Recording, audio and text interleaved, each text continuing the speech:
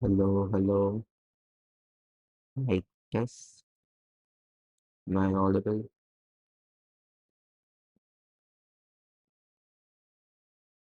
Just a minute.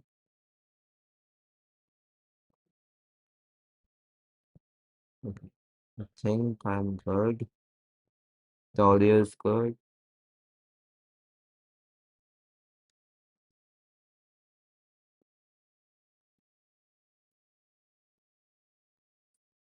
Is my volume low? Hello, hello.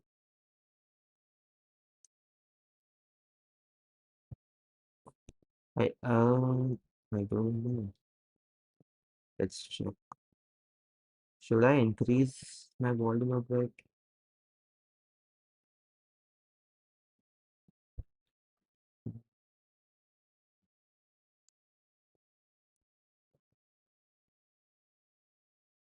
Hmm, This.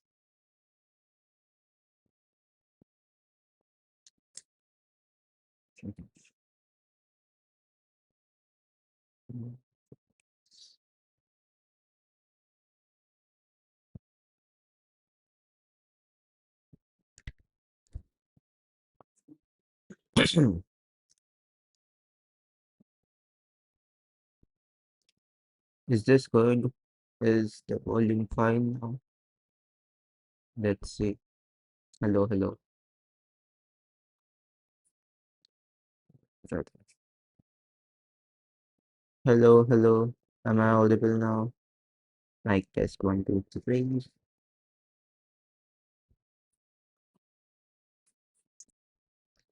It's just doing nothing. Those. Okay, anyways. Um, let's let's go.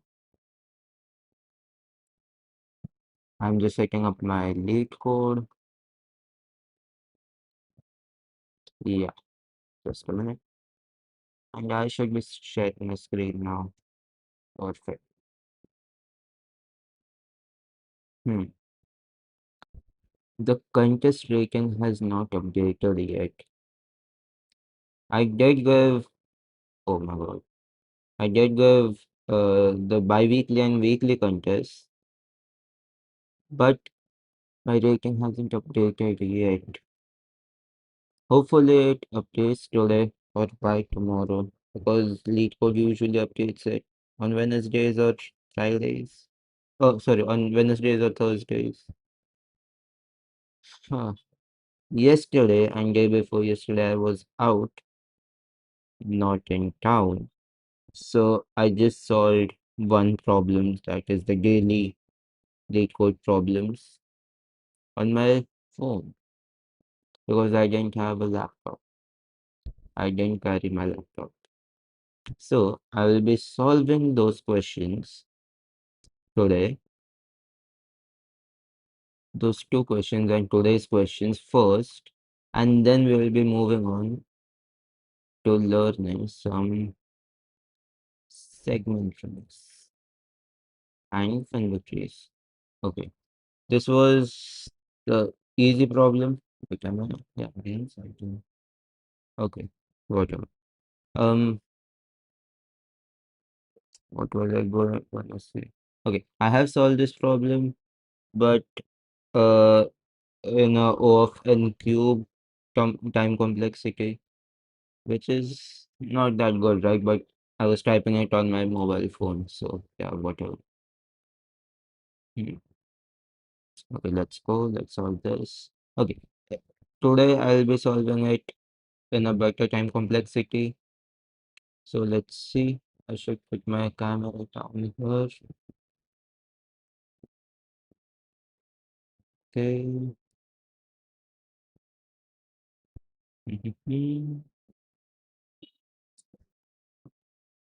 Problem 1925. Count square sum triples.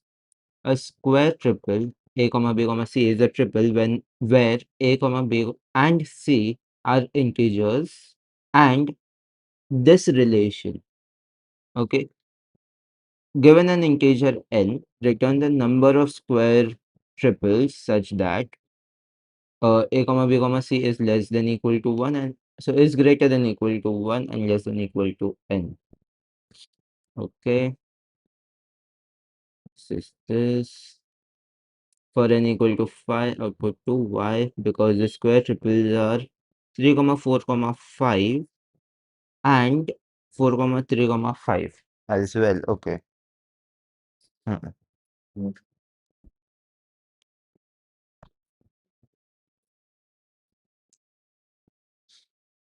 So I'll just be solving this problem. I won't be explaining it a lot. So for int I equal to, let's start from 1 n less than n is equal to n space. Hmm. Okay, we are iterating for this.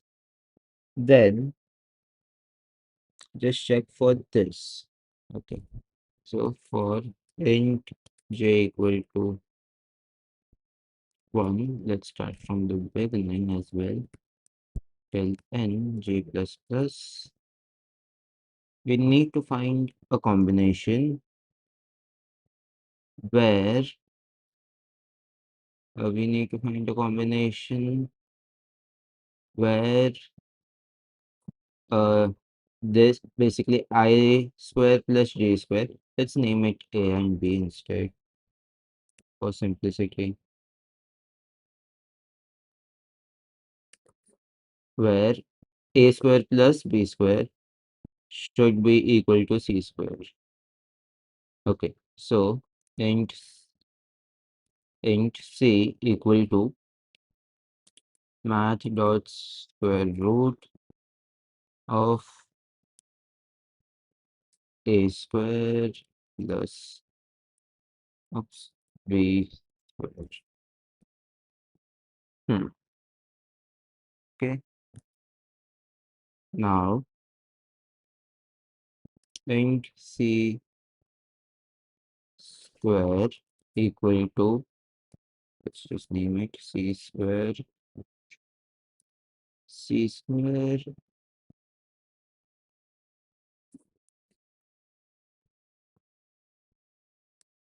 let's put this in a variable, let's say k equal to this or x. If we square this again, we should get x again. If it's true, then we are good. Otherwise, we don't increment the value. This is this. So c into c. If c square equal to x, um, and c is less than equal to n, then do a count plus plus. Okay, if not, we should be good. Return count. Let's just initialize count here.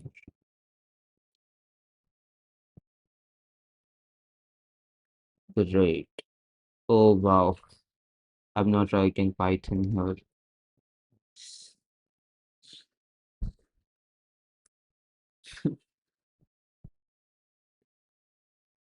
Int c,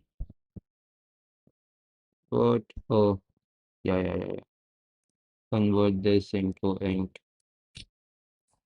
My bad. Yeah, it should work.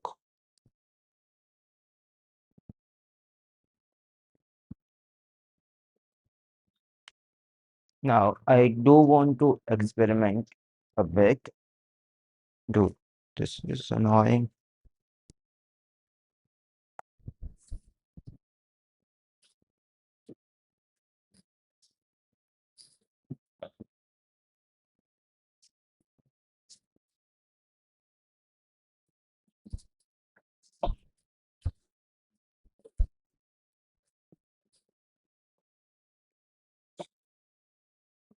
Okay. What if I do this and then here let's just do equal to 2. Will this work? Oh, this is a plus 1, my bad.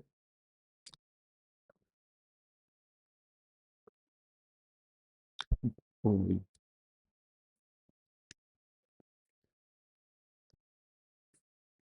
yeah, this is slightly more better. I mean, it's still off and square, but uh, whatever. This should pass, right? Yes, it does. Nice. Well, why did I open this?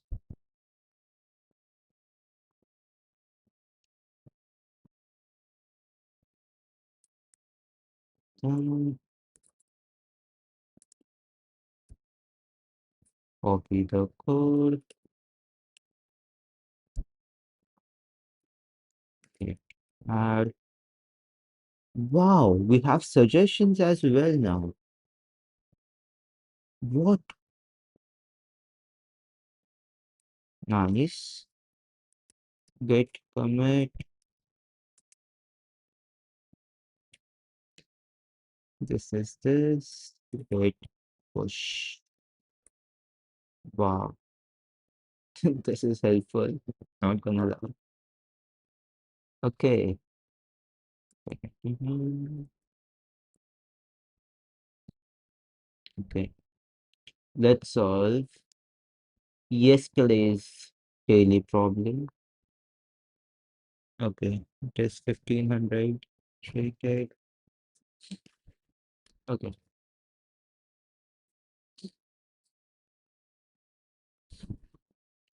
Problem 3583. Count special triplets. You are given an integer array nums. A special triplet is defined as a triplet of indices I, j, k such that ijk is less than equal to 0 and less than n, where n is nums dot length, nums of I should be equal to nums of j times 2 and nums of k should be nums of j times 2.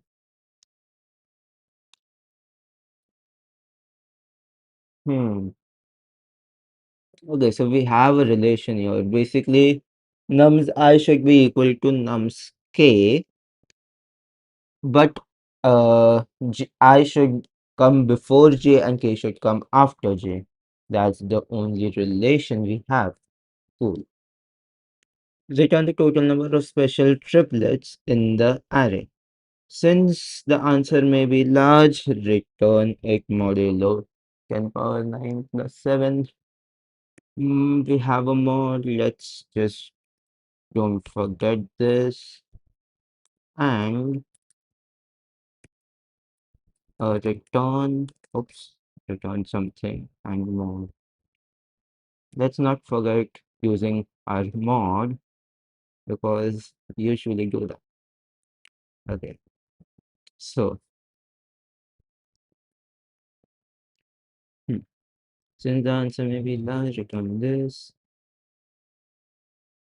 Okay.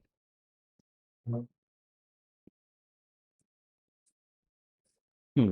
So this problem is very similar to a recent problem I had solved. I don't remember the name of the problem, but it was very similar to that. And I kind of know the intuition, or you can say the logic behind writing this code. There's a slight modification in this code, a very basic, very slight modification. But yeah, I have solved similar kind of problem before, so I should be good. Okay, let's see. So this nums dot length is 10 power 5, and nums of I can go till 10 power 5. So we have to use long because if we multiply it by 2, the numbers And the number, no, then, hmm, numbers won't be that big, right? Won't get that big, even if you multiply it by 2. 2 into 10 power 5, yeah, int can handle that. Yeah, int can handle that. We should be good. And also, we are within range. We should be good with int, but I'm not sure though. Let's see. Hash map integer left equal to new hash map. Same with same goes for right. Oops. Okay. Integer and integer because we are storing. We have to store oops, the index. Or do we have to store the index? We do. No. Do we? Do we need to store the indexes? Or just yeah, no. We don't have to store the indexes, but the frequency. So this is basically the left frequency. This is the right. Oops. This is the right frequency. Okay. So let's just first initialize our map with our right frequency map with all the frequencies in the array. I is less than I plus. Oops. Rather, which are the I'm not writing this. Try frequency dot add. Yes, it should be right.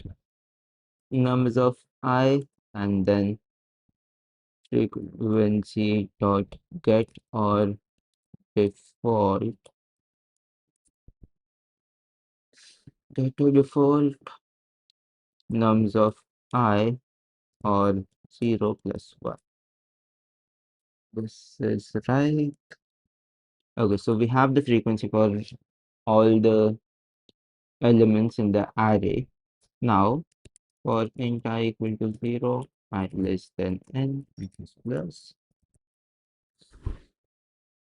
We first insert the current element. Oh no, this is j. This is j. This is j. This is j. Okay, if we are at the 0th index, we don't have anything behind us. Yeah.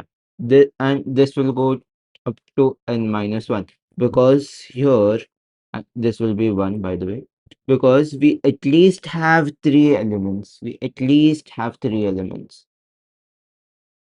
Okay, so we should be good, right? We are standing at j. I should be behind it, k should be after it. Okay, so if you are standing at j, insert into the left frequency hash map. So first let's insert into left frequency dot add nums of I and then just copy paste this. Boom. Okay. Now just remove that element from the right frequency and mm, remove that element from the right frequency and also should I also remove the current element? No, it's not necessary, right? Uh, it won't affect if I remove the current element, basically the jth element from the hash map or not. Because anyways, we are going to multiply it by 2. So this number will never be will never get accessed in the hash map. Okay, this makes sense. So just remove the right frequency dot add. No, what I want to do is if this becomes equal to 0, just remove. Okay, so let's do this. Dot add nums I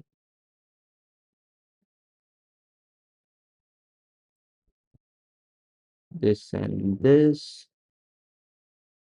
but instead of +1, we do a -1 and just put a check here. If write frequency dot get this number, if this is equal to 0, just remove, brother, just remove this number, thumbs up. This makes sense. Now, what we want to do is we have removed that number, right? Dude, this is taking way too long. What am I? Okay, now we have the current number, nums of j. Okay, boolean left and boolean right. Let's go here. If no, what's this? Con left frequency dot contains key key 2 into curve. Let's see. Then let's check if right frequency contains key 2 into curve. Right. If left and then right are true, we increment the count plus equal to left frequency dot get.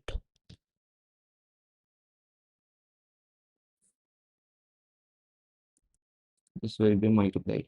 Dot get what is this? Nums 2 times curve into right the right frequen, frequency dot get 2 times curve, right? This should work. Now yeah, count plus this should be mod I. Oh, and then we should be good here. We don't need to mod it here. This should work, right? Um, yeah, of course. Mm,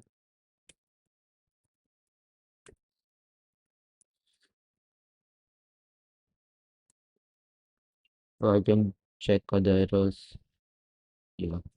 Frequency, of course. Frequency. This is left. This is right. Um, Nums of what movement? Is it put? Oh no, this is put, right? In hash maps, we use put,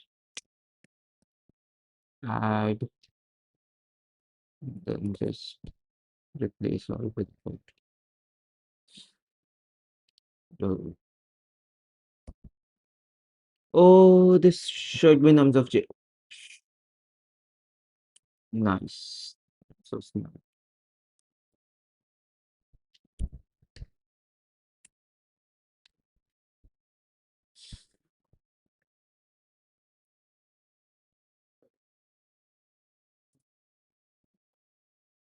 And I didn't even initialize count.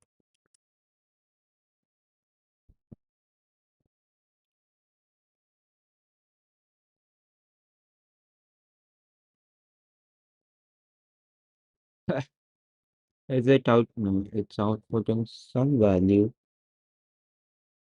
at least. Written by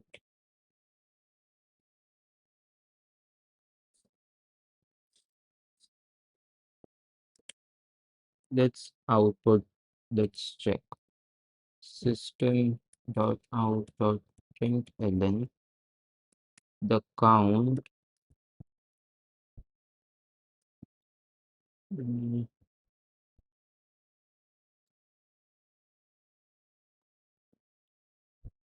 Let's see this. Also,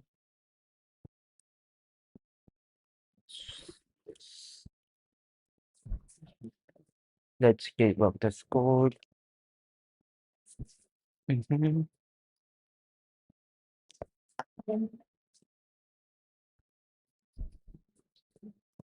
Why is it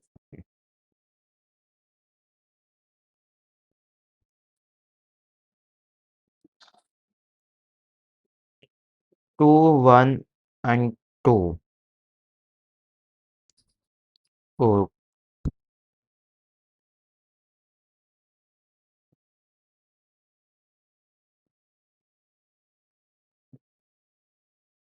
what is current?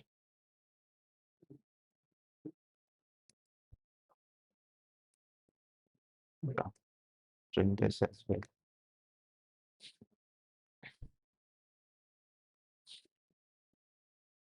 Current is current is 0. Yeah. So check if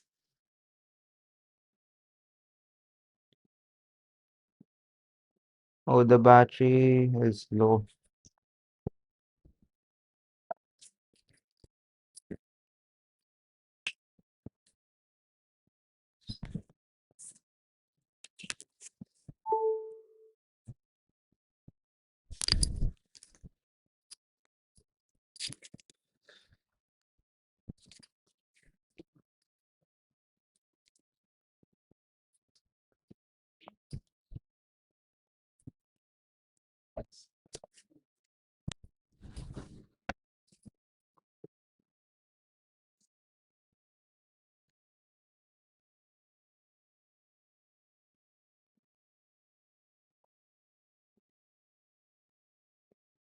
This is 0.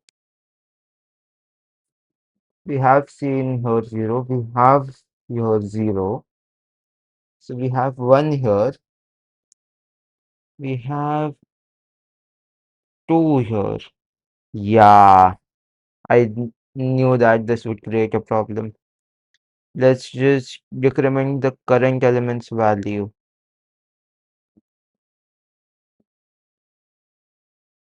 Yeah.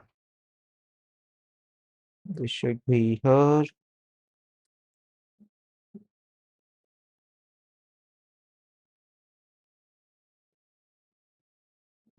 From right.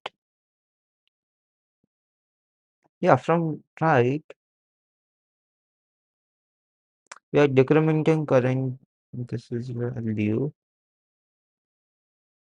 and incrementing there. So why is this creating a problem?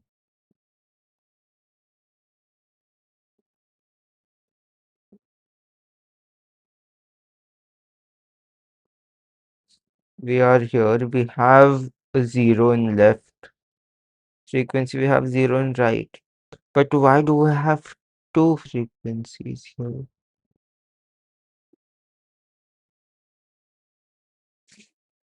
In the left we add, in the right we reduce this element, we decrement this element.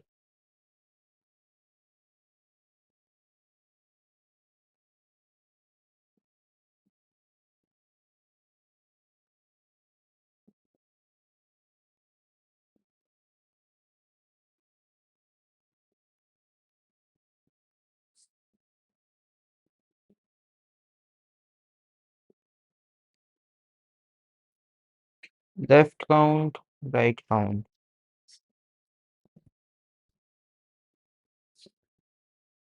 Yeah, I did this.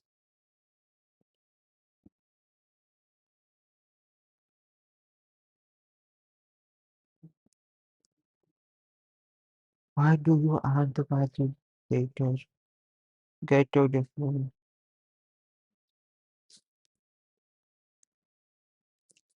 right count is this.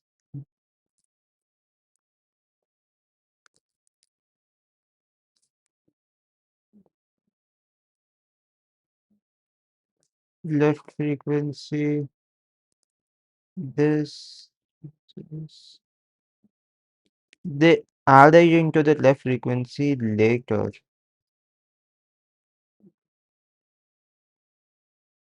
Oh yeah, because this is in the center. We should just decrement it from the right frequency. Oh my god, so dumb. Oof, we should add this line later. Mm,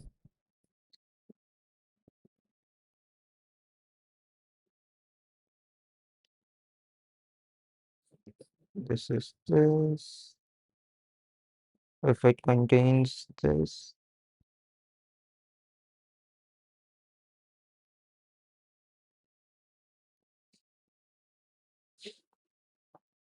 now this should work that way. Oh my god.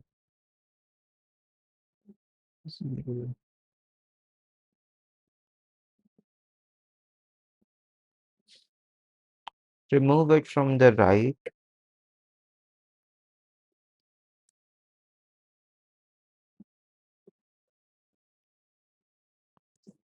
Current,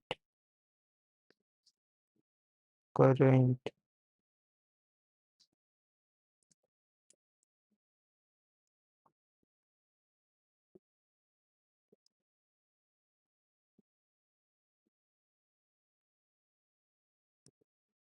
That's what you need. And need equal to this.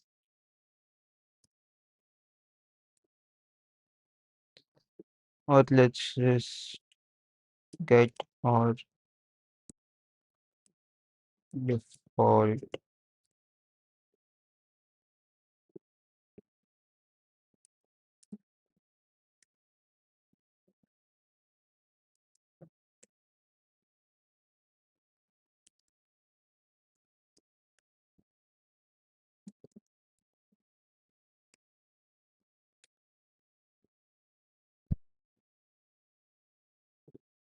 And then just count this.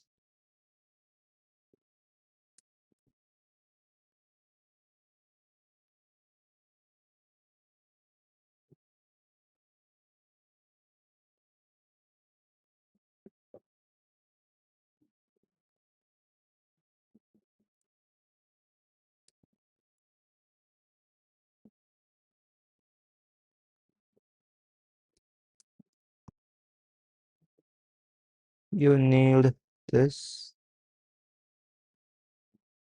and then model.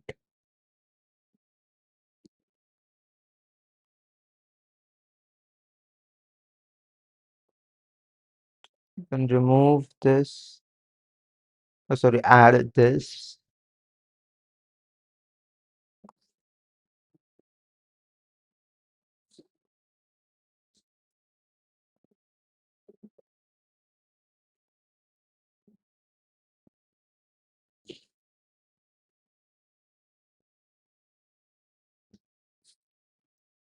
Oh no, no, no, no, we have this here, right?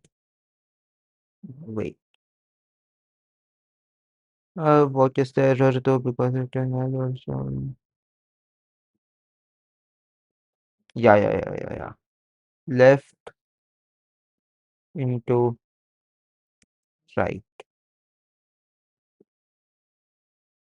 Brothers. Yeah. Left into right. And this is still wrong. Killing me.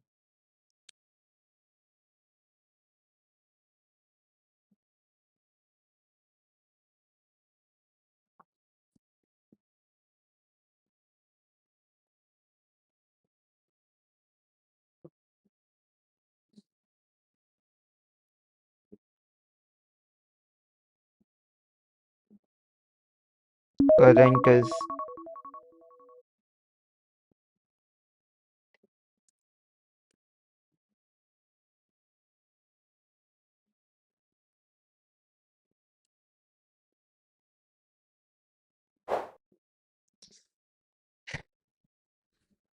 current is this number 3. So we are at 3.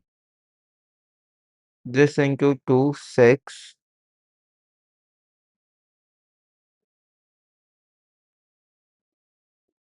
This should be 1. Left. Oh, yeah, yeah, yeah, yeah. Left. Uh, wait.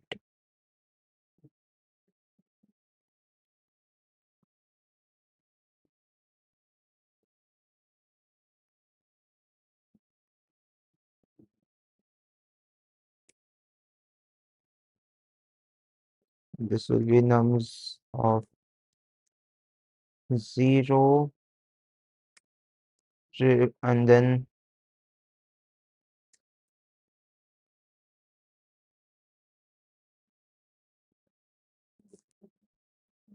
yeah, just start from 1 here.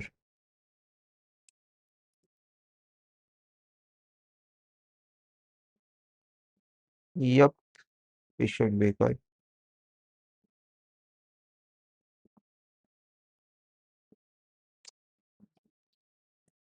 Nums of 0.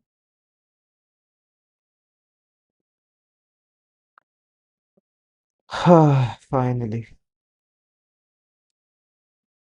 we should be good. Let's submit this code. Hopefully, we don't get any wrong answer because of this. Yeah, knew it. How is this? How is the count?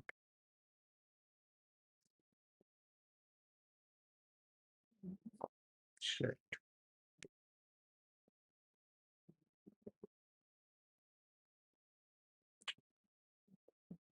This is 2 into 10 power 5. So it should be within limits. Why do I need to use a long?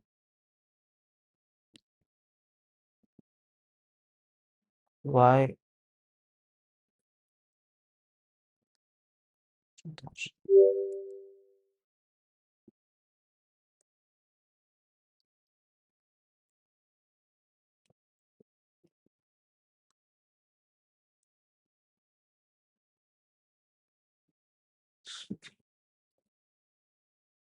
Update this.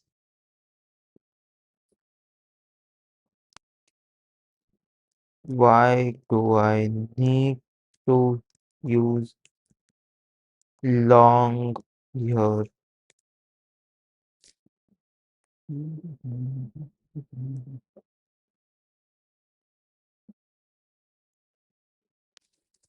In this problem,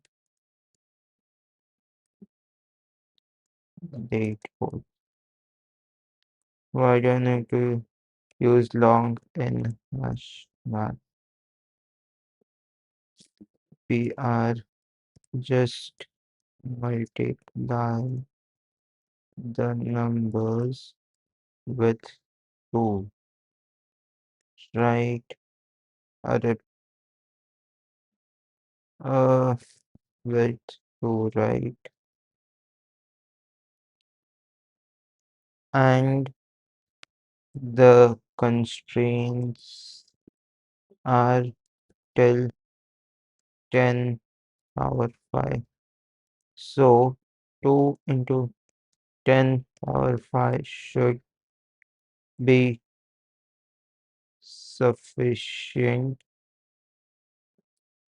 uh, for int, right? This value should be sufficient for int. Da, da, da. Let's read with long is actually because there is one place. Where is it? This becomes equal to this.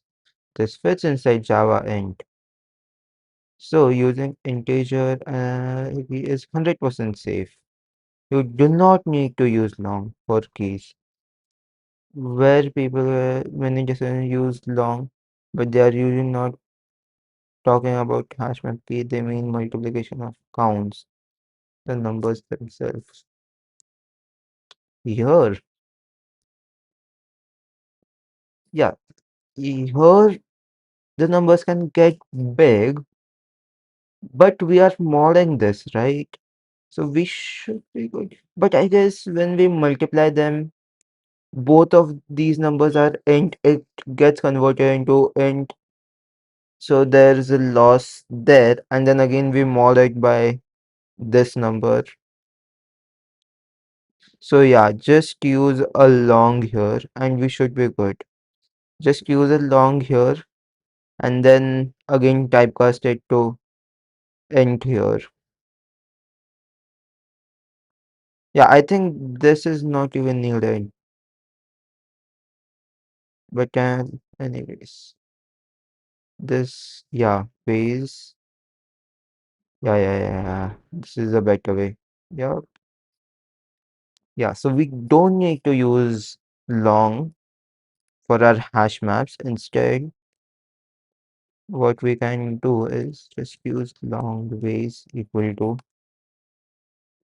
We don't need to type fast anything here. Oh, we do need to type fast because this is in int converted to long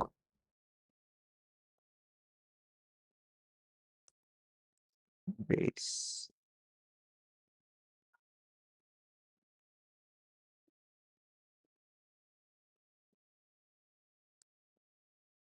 Base mod this and then convert it into int. This is makes sense. Yeah. Just to be safe, I'm going to mod this as well. Just use test case, run this, and we should be good. Submit it. Oh,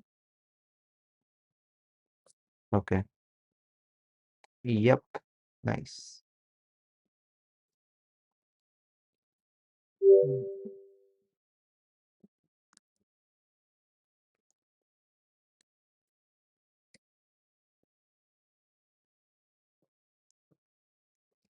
Get add commit.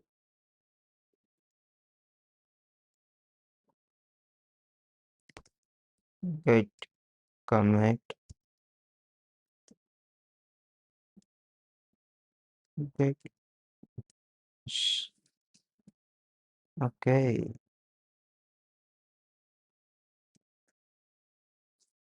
Now let's solve today's problem.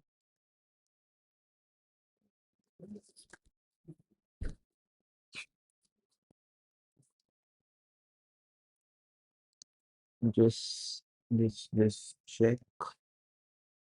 Um, if my string is still live on, let me just check that.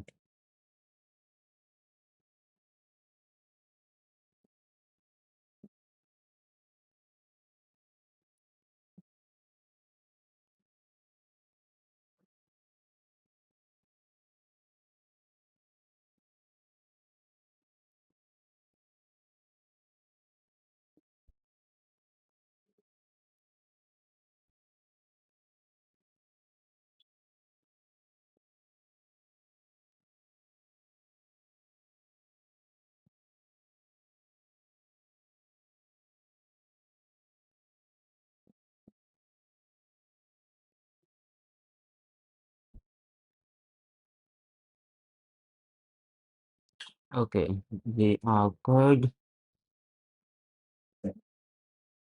I think I'll need to go do some the work. I'll be back soon. And wait to black. Okay, I'm back.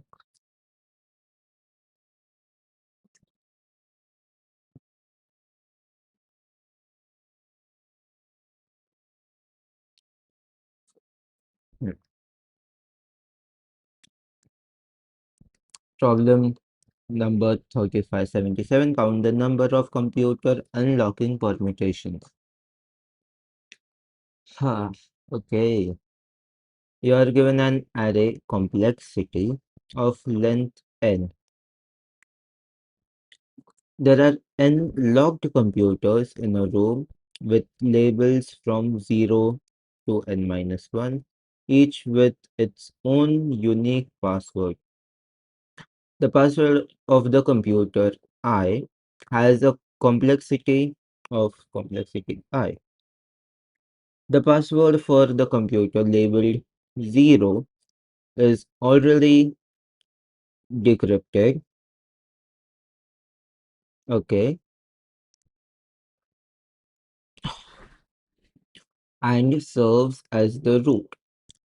All other computers must be unlocked using it or another previously unlocked computer. Following this operation, you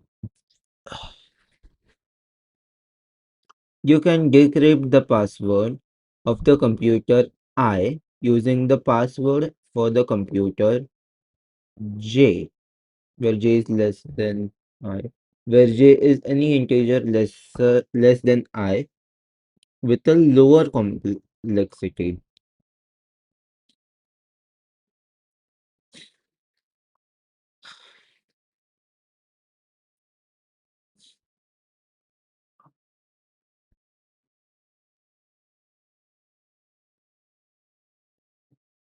That is J less than I and complexity of J should be less than complexity of I. To decrypt the password for computer I, you must have already unlocked a computer J such that J is less than I and complexity of J is less than I. Find the number of permutations uh,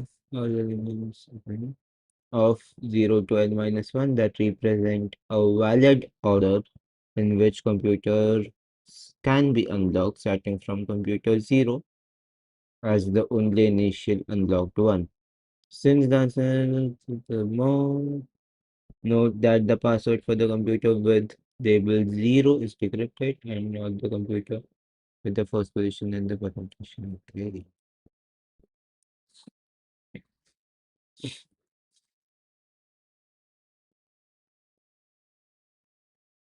Uh, let's just first write a small and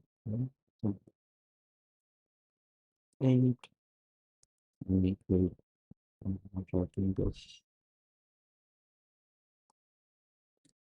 document. Am I even sharing my screen? Yes, I am. Okay. Node. Okay.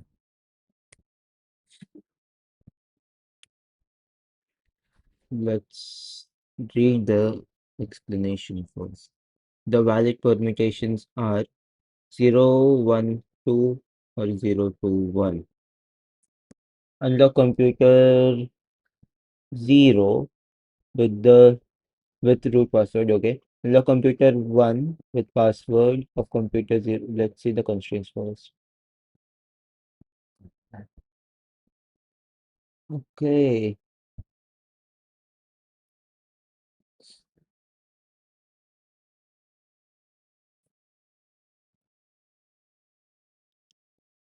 Yeah.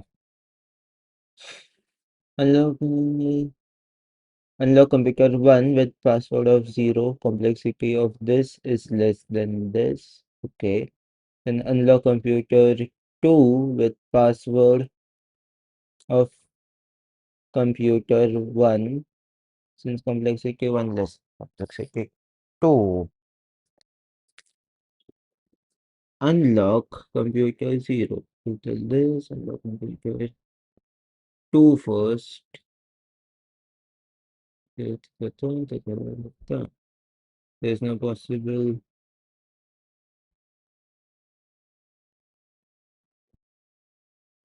which can unlock all computers. Okay, so our goal is to unlock all the computers.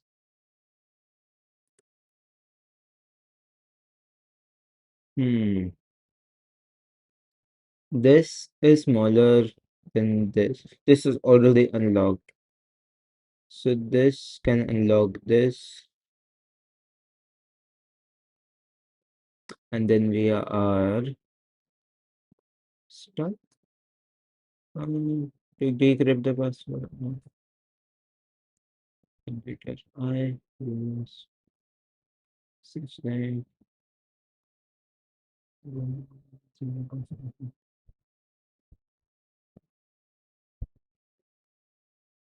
Okay. The power level is unlock using it or another previously unlocked computer.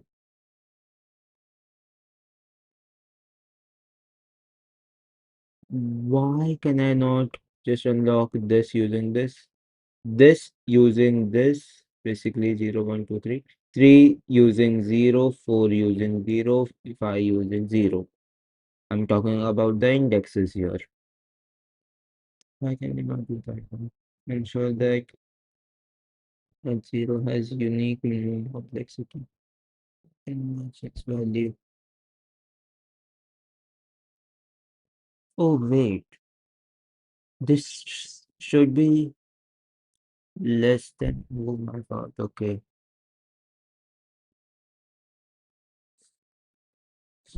Hmm. This cannot unlock these two. So the permutation is 0.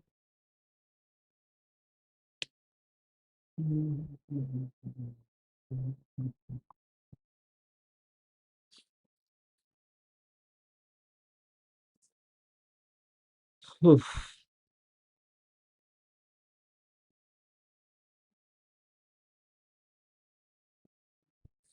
Fixing it. Hmm.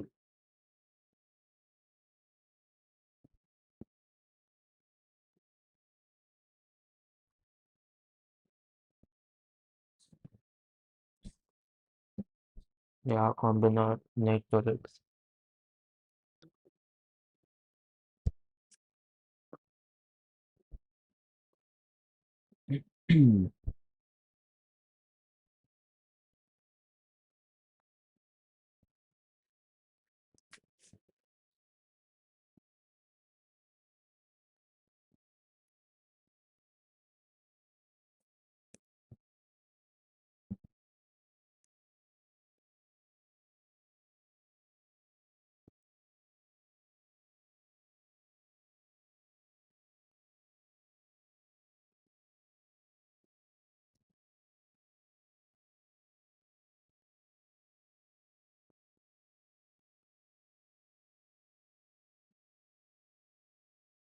No computer is less than. Yes.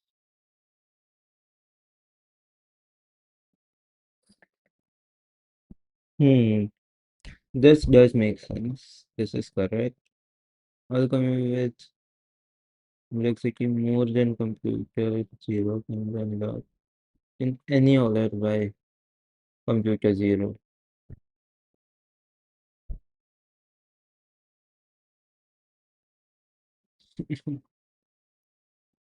What is this?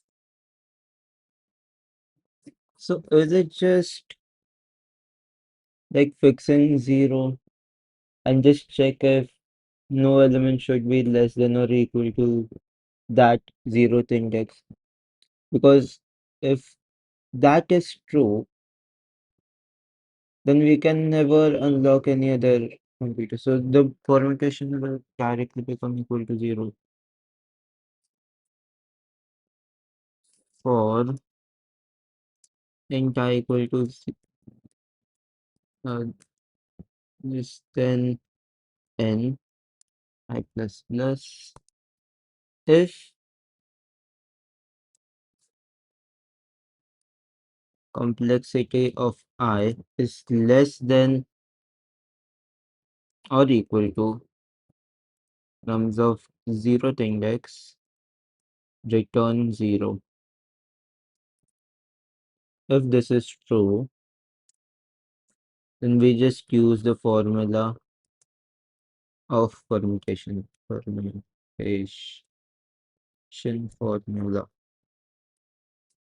I think it is n factorial upon n minus r factorial, but yeah, I remember.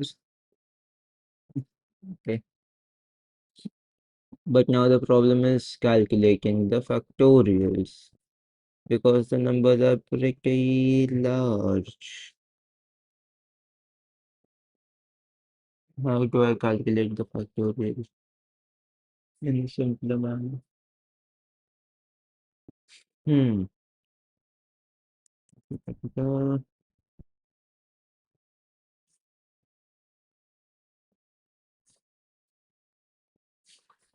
I can use TP for calculating the factorials. No, wait. Yeah. This can be up to 10 power 5. So,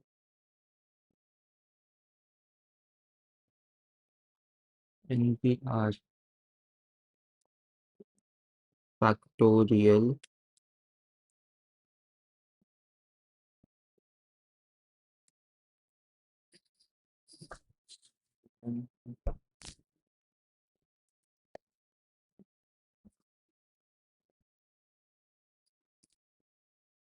Wait, let's just read this.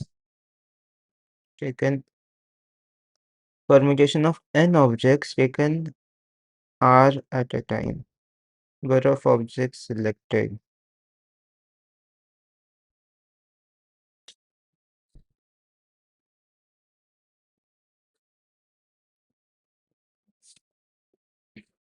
So it's just 10 factorial because there are total of n numbers and r is n minus 1, right? I think that's right.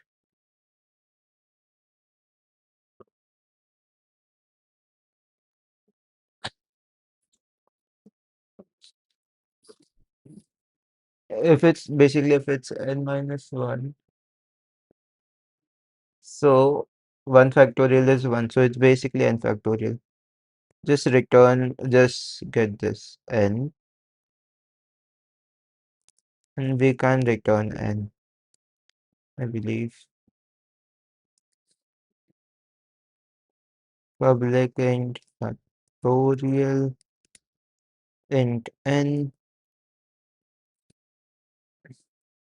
if n equal to 0 or n equal to 1, just return n and then return n minus 1 into n minus 2,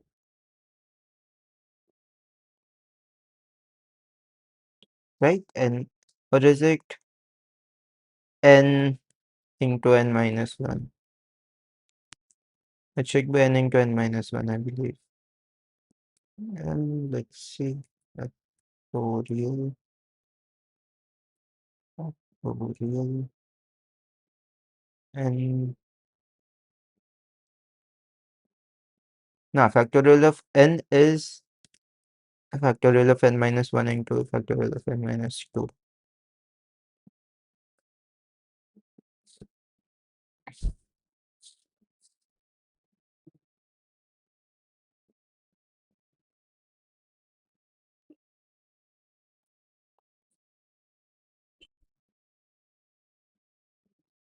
Yeah,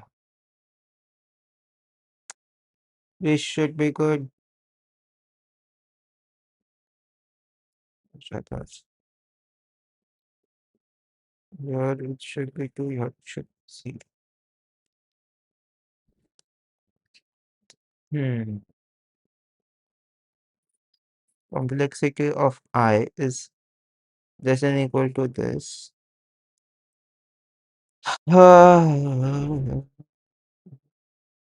Cannot find symbol factor. real.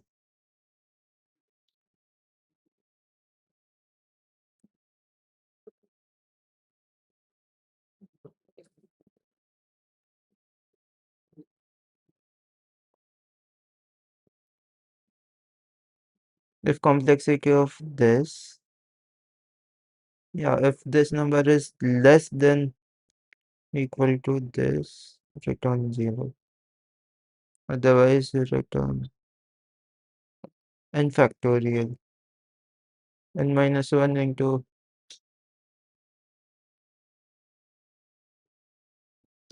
return 1.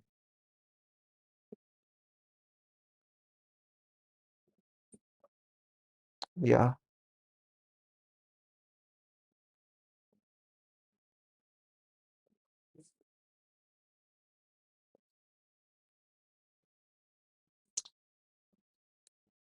it should be this.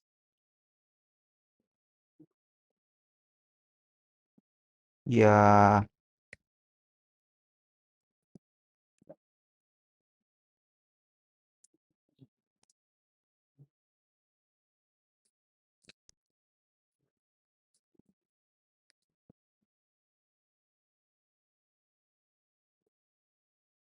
what is wrong with my factorial? What is wrong in my factorial code?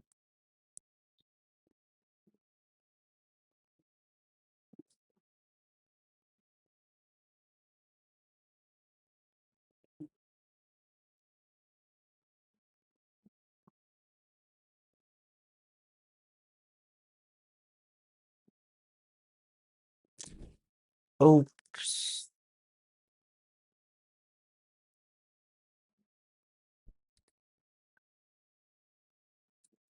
that is Fibonacci. This is factorial. Just return 1.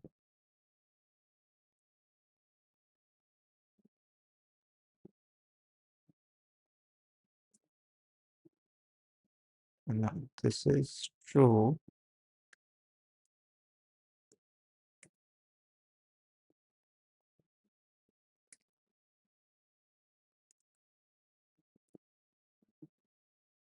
Hmm.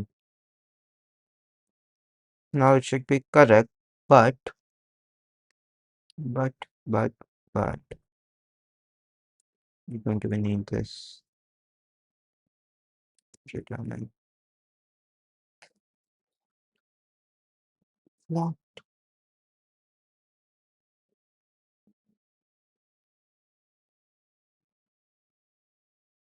Complexity of, oh, n minus 1. My bad.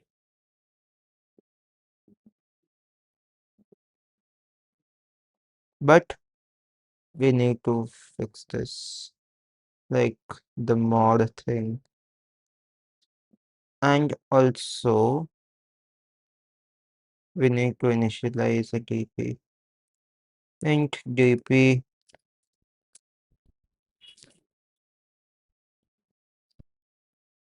of only one state equals to new.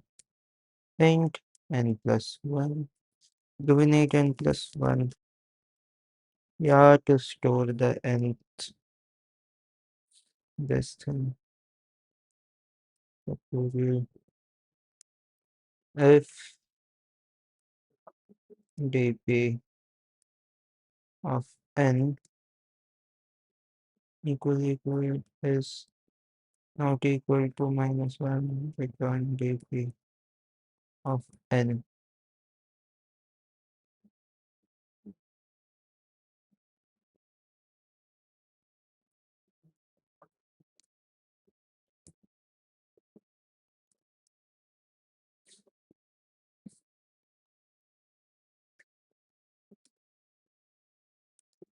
Arrays dot fill dp is this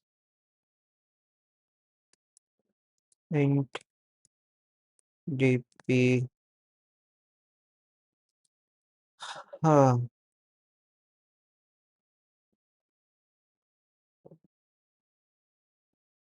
You should be good.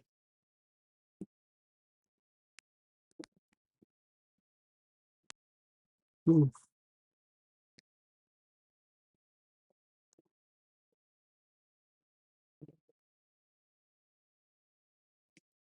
Yeah,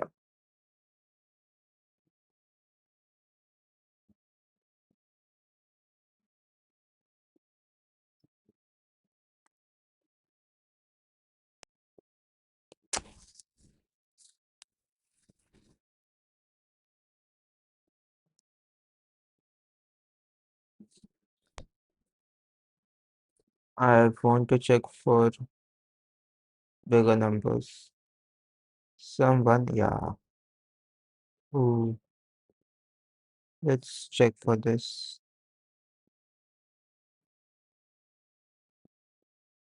Let's just see if it passes this or not. Yup, knew it.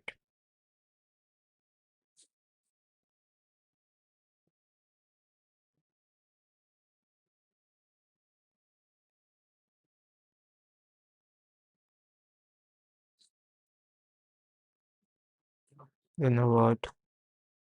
I'm just going to watch Larry's video of someone's video. What is this?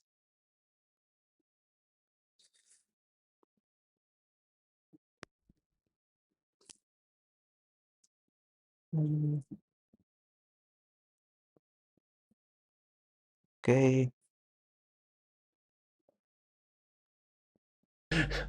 before this becomes a Penguin channel. In a way of complexity of length n, the n-log computer 0 to n minus computer I has a complexity sub I. That's what the computer or dependency tree, right? Unlocked computers. But computers must be unlocked using it or other previous unlocked computers. By the way, if you think about this, that means that you already have a dependency tree, right? Maybe. So that's what I'm thinking about when I read these out loud, just to kind of give you a little bit of hint.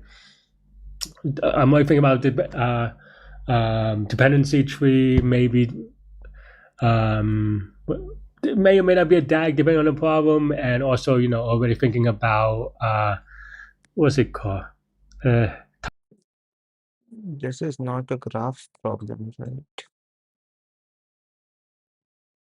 Yeah, Topological sort algorithms, right? Sometimes I know what I want to do. I just don't always remember the name for them quite quickly. Anyway, okay. So then now we go. You can decrypt the password for computer I using password with computer J, where J is any integer less than I with a lower complexity. Okay, that's a little bit awkward, but that just adds an extra thing to the edge that we talked about with the thing. To decrypt the password for computer I, you must have already unlocked the computer J such that J is less than I, and complexity sub J is less than complexity of I. Okay. J is. What's the difference between this statement and this statement? the J indexes and the values. is any. Okay, so you can do it, and you need this, I guess. Maybe it's like a if and only if thing, but it's still a little bit awkward that they break it into two. Okay, find a number of permutations that. Oh, Oh, the bracket and the sentence. Okay, it's the same. that's a little bit of wrinkle. We have a mod thing. Right? Okay. Man, I don't like sitting in this thing. Or maybe I just have bad posture when I do, because I feel like I have like some shoulder issues when I sit like this. Anyway, okay. Find the number of permutations that represent a valid order in which computers can be unlocked, starting from computer 0, which initially unlocked 1. Okay, I think this is a... I guess I'll look at constraint real quick, and it's 10 to the 5th, huh?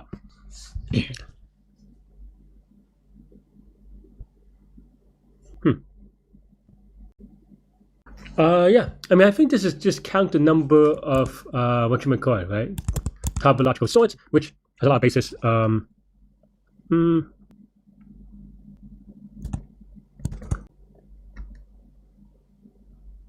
Weird. Okay, let me write it. What you might call it, topological sort. I mean, technically it's true, but it seems like this one is way particular, right? And what I mean by that is that the computer with label 0 is already decrypted, and you have to unlock other stuff with it, right? But the computer with the label 0, you can only unlock. So 0 has to be the first element, I think, right?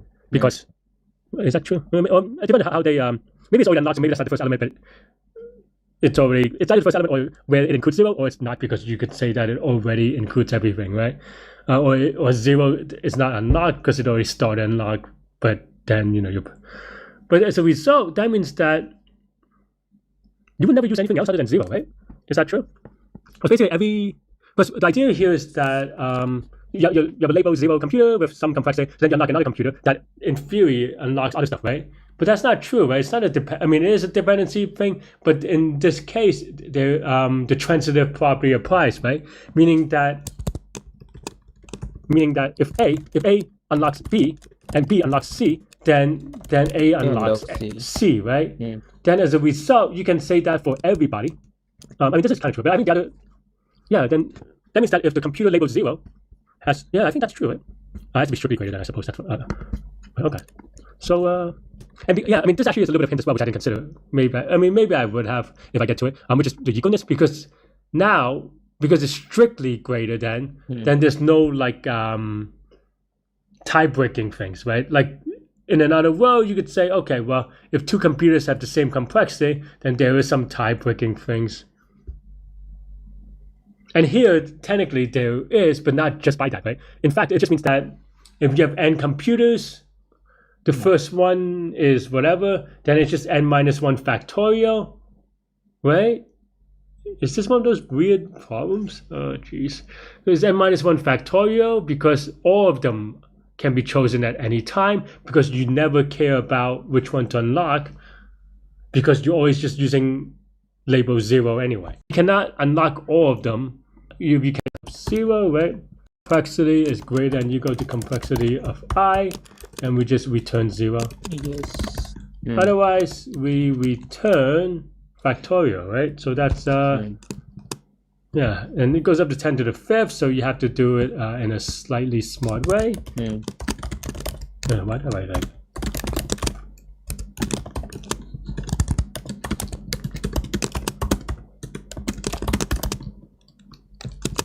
And that's basically it, I think. Wait.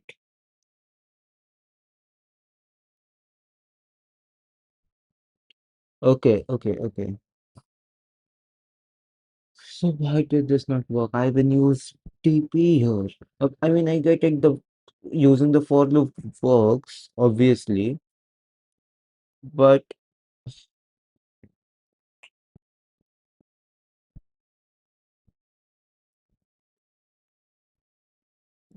wait.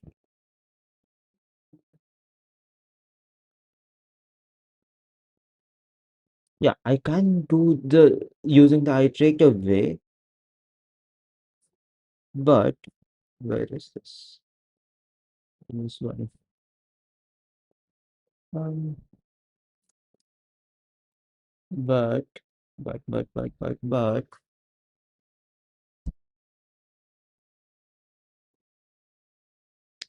why does this not?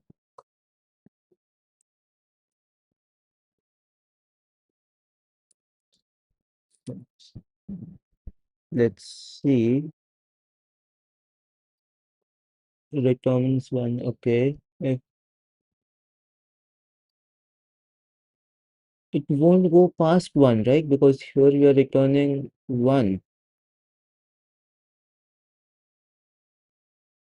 Otherwise, one calls. Why would it call factorial 0?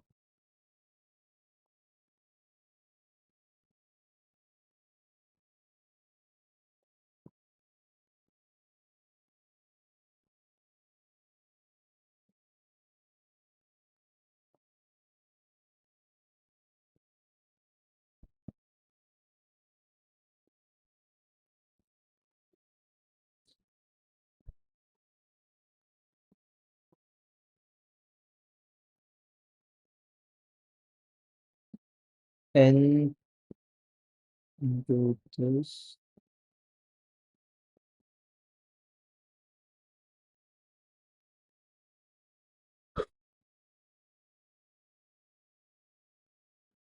Yeah, it's just any because of the n equal to 0 case. And yeah, obviously this will get pretty big, so yes, we do need to convert it. Is it capital L or convert this into? If I don't use longer, it's fine. Yeah, and then just then again convert this into n. That's it. We should be good.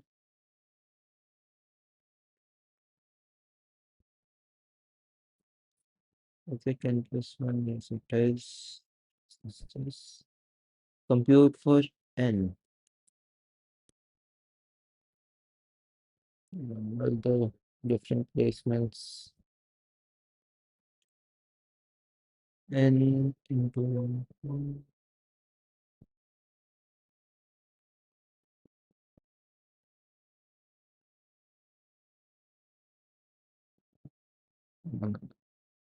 It should be this one.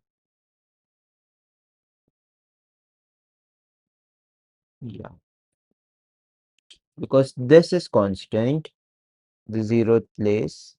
Then we just interchange the other indices. Let's give a submit. Let's see whether or not paper. Oh, nice. 5 milliseconds. Yes, we can use the iterative way. I should have used the iterative way.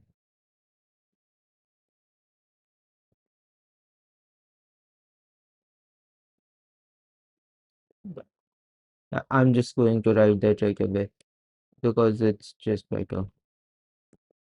Why would I ever write recursive DP way if I can use it right using DP, right?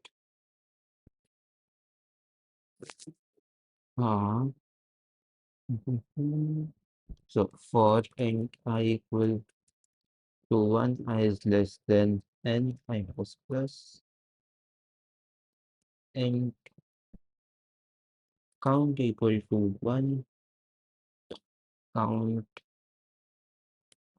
equal to count into I,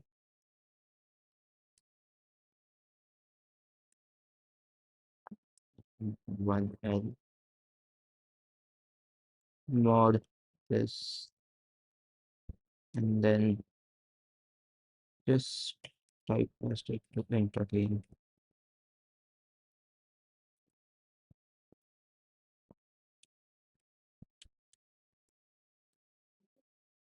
We should be good.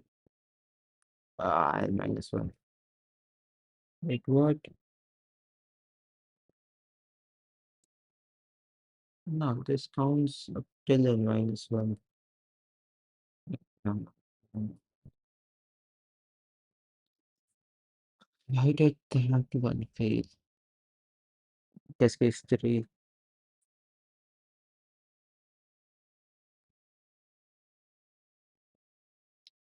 It's most probably because of the long,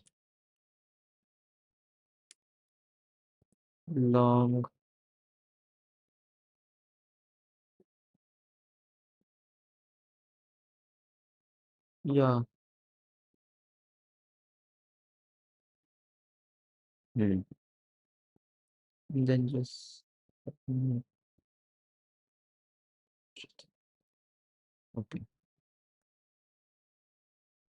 What's this?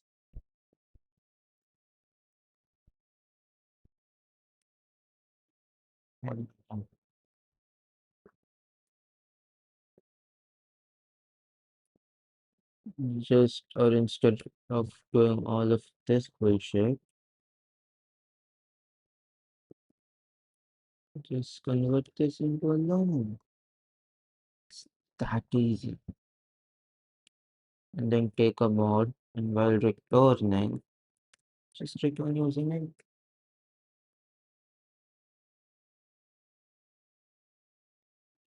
Oh, nice.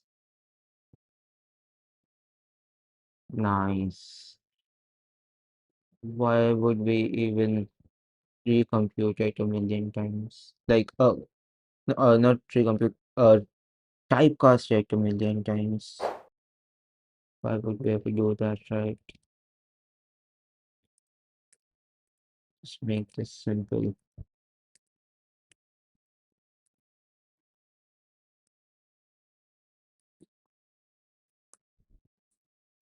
Get commit, get commit,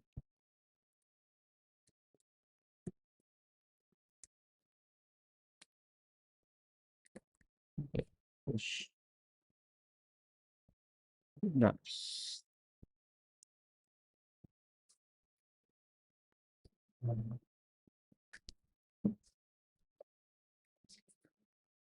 Now, finally, let's move on to learning about segment trees. Where is my... Yeah.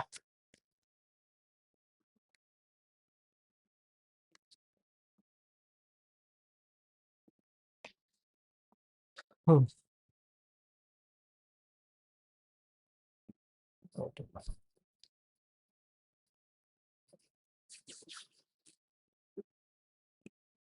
Yeah. Let's okay. Let's learn segment trees, but before that, I want to solve a problem which I had solved earlier in my previous streams, the solving contest problems stream. I was just rewatching my old streams on the way back here to my home on the train. But yeah. While watching that, I found that I was solving a problem which could be solved using a Fenwick tree. I realized that on the train. Um, I'm just trying to find that problem. Where is it? Mm,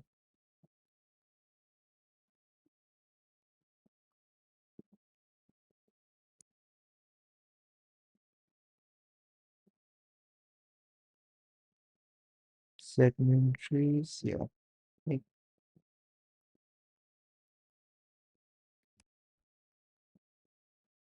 numbers problems. Yeah, let me share my screen just a minute. Yep, this was the problem. Range sum of sorted subarray sums. Right? That's all this. Problem number 1508.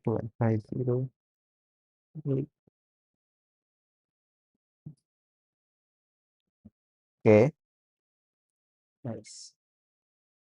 Okay, so I solved this. Oh my god, I wrote this, all of this. Yeah.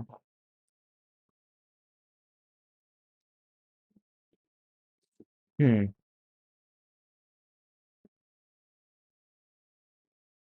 Okay. This is okay. The constraints were very low. I think it would be a good practice for me if I solve this problem using Fenwick tree. But let me first again read the problem and think about it, if whether or not it is possible to solve it using Fenwick tree or not. Problem 1508, range sum of sorted subarray sums. You are given the array nums consisting of n positive integers. You computed the sum of all non-empty contiguous subarrays, okay, from the array, and then sorted them in a non-decreasing order, creating a new array of this many numbers. You compute the sum of all the non-empty contiguous subarrays. Okay. Return the sum of the numbers from index left to index right, index from 1, okay, okay, inclusive, in the new array since this sum. Okay. Since the answer can be a huge number, return it modulo 10 power 9 plus 7. Hmm. Now, the problem is, how do I... Okay, so I need all the possible, what do you call it, sums of the subarrays.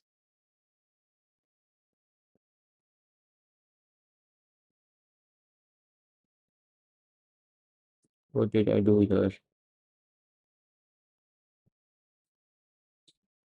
Size is this. We have an array list, temp this. Yeah, I did the O of n square solution. Just fill in the elements of...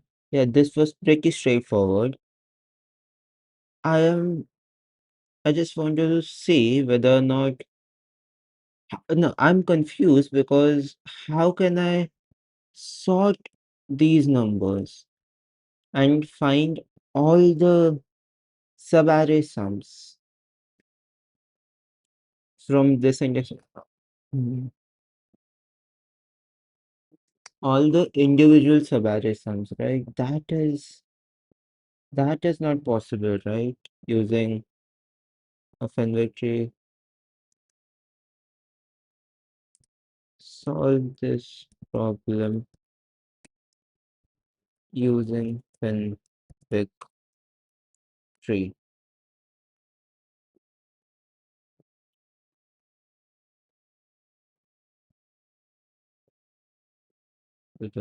So this makes sense. Okay, I don't want to go into the thing. Solve it in Java. Solve it in Java.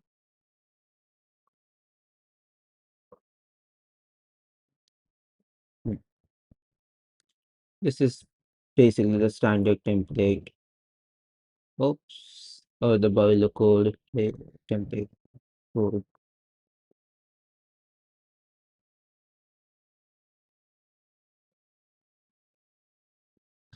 Public entrance.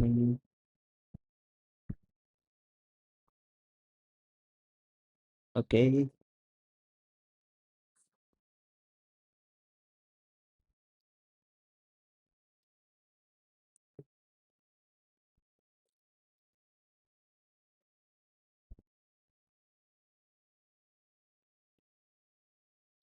Why did we calculate a prefix like this first here?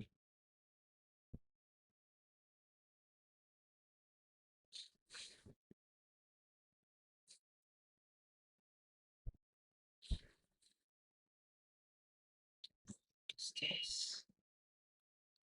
What? No, wait. Let's use Gemini or something like that. Is Yeah, Gemini is pretty good, right?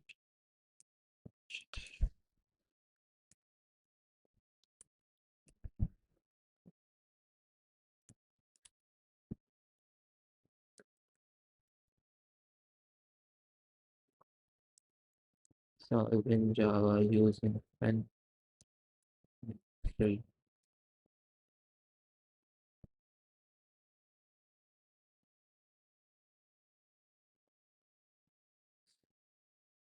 Efficient range some variable numbers. Primary error is likely indirect. It can be used efficiently to count how many subarrays are that less than.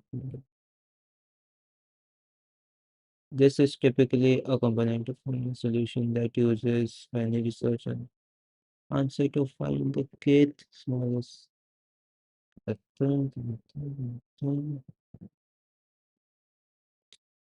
I will outline the simple and most standard approach first, whether it's usually overkill and complex here. What did they do? Subarray sums in total sum from I to j. Current sum is this. Subarray sum.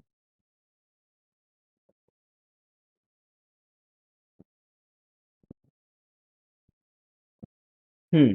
I tried doing this.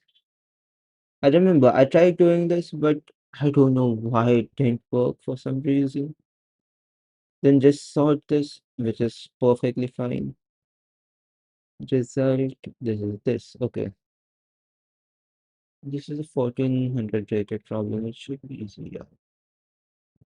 Fenwick tree approach is not suitable for sorting the sums directly. Yeah, that's why I was confused because it's not suitable. So it's not worth using that data structure. It's most efficient using a similar problem would be to combine it with binary search on the answer to find the kth smallest subarray. Okay. Okay. So we cannot or not need it's not needed convectory here. So it's okay. Let's solve some actual problems now on convectory. Let me open YouTube and first fix my page. Go.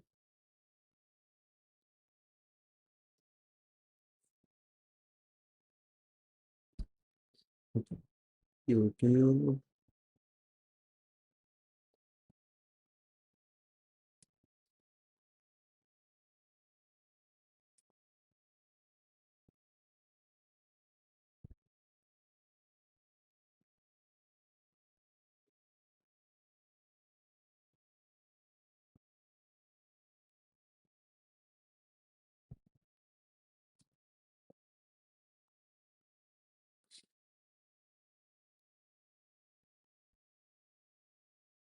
Okay, let's first. Oops.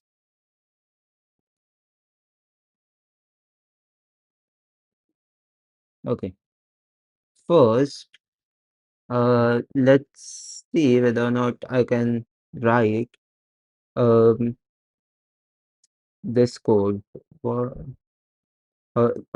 whether or not I can write the code for segment trees because I don't remember how to write segment tree code. Java. This is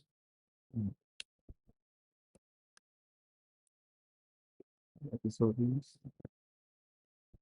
Okay. I think this is Jack Daddy. Yeah.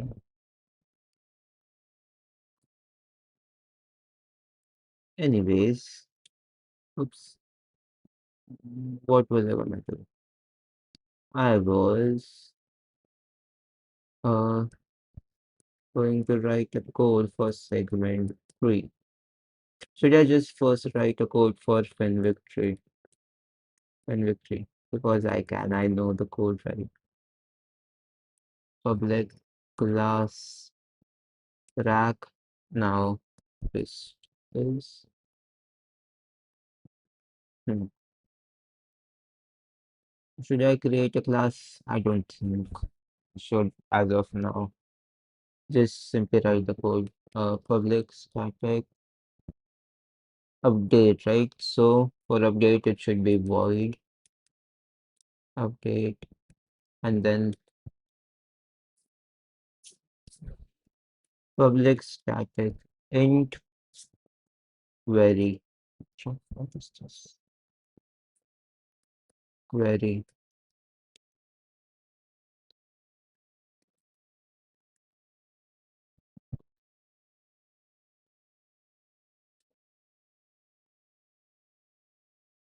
Hmm.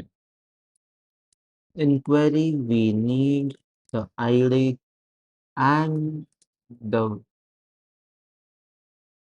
value. Nope, we only need the ID.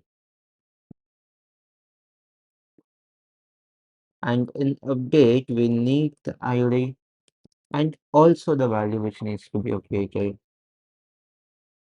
Okay, so here while ID is less than width dot length, what is width? Let's first initialize it.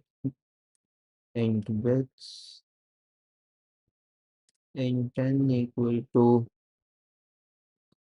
500. Let's just say equal to new int of size n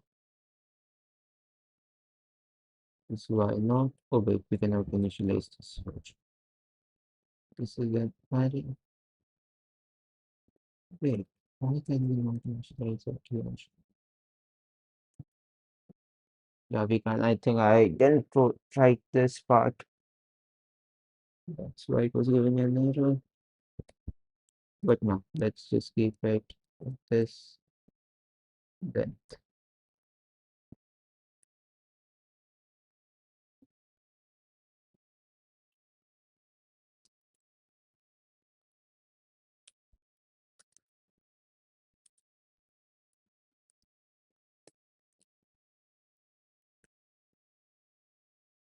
okay, we have this. Now, what do we need?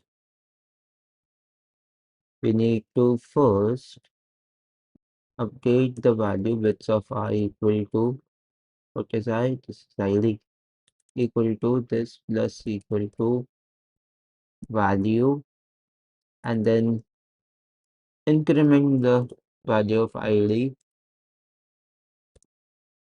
with this. Now, for query, what do we do for query? While ID is greater than 0, because we are decrementing it,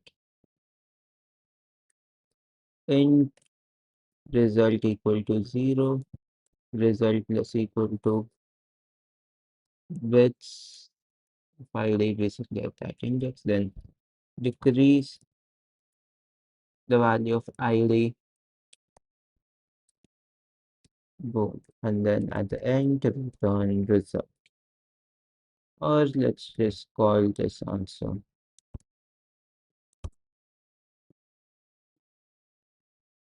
Now I want ChatGPT give me some uh test cases to run this code. Test cases and basically the value for array.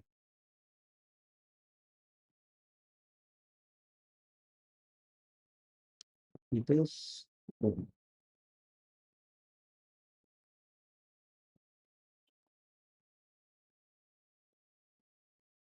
Let's see whether or not we get the desired output. Run the Java code. Wait, what's this? Oops. Oopsies. Run Java.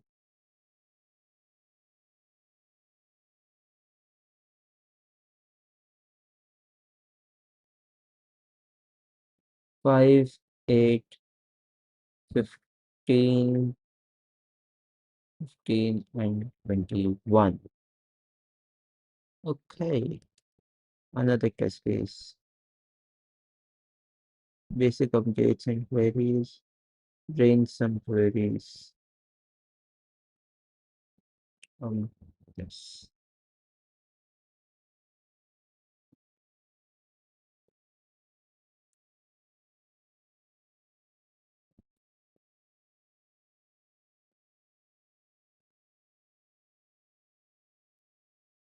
18. We have 18 here. Perfect. Multiple updates at the same index. Oh,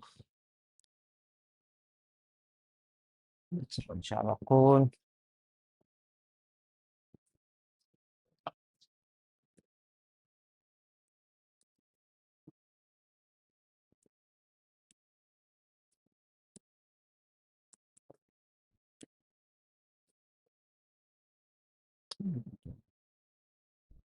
0, 13, 13. Perfect.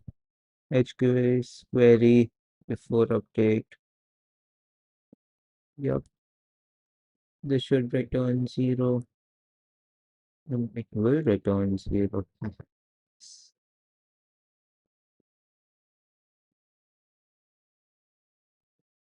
Perfect.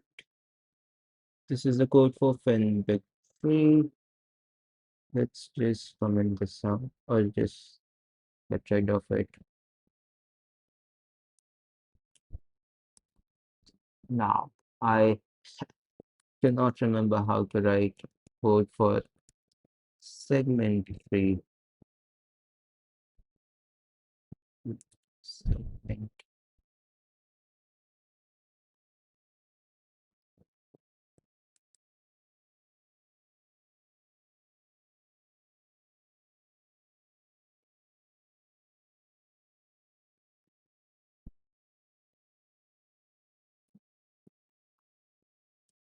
segment free. How do I not have this?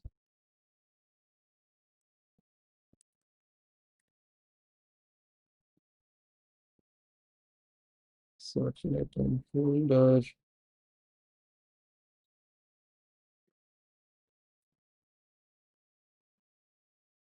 Wow, this is surprising. Why do I not have it in my VS Code?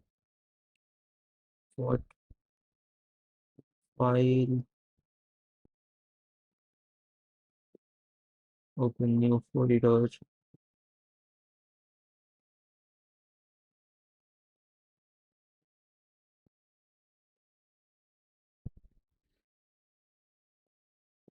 Save.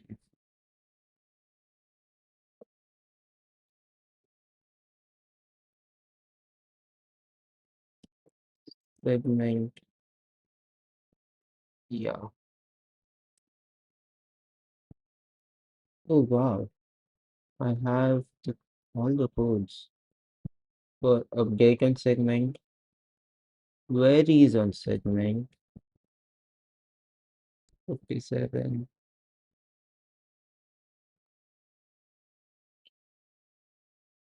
max value, using segment is max value queries, creating a segment tree. Let's do that first. How to create a segment tree.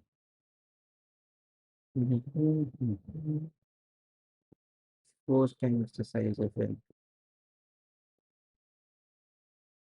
Let's oh, open this. Okay, let's open my practice folder as well. We have this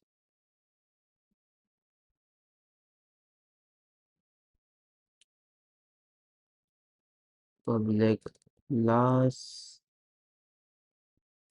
Is it class or name? Mm, okay. Oops. Oops.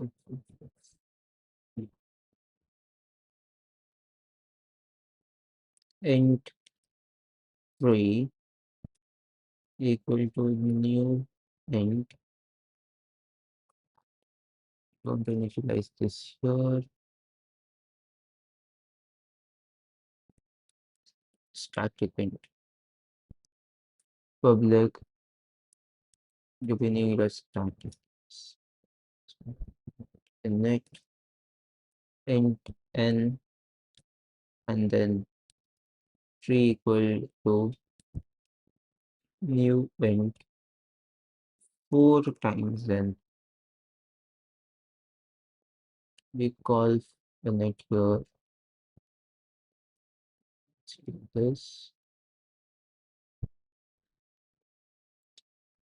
Public static void build segmentary.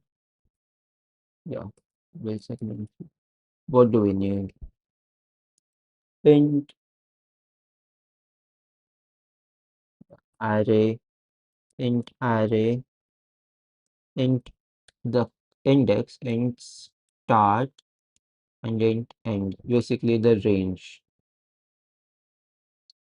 Right.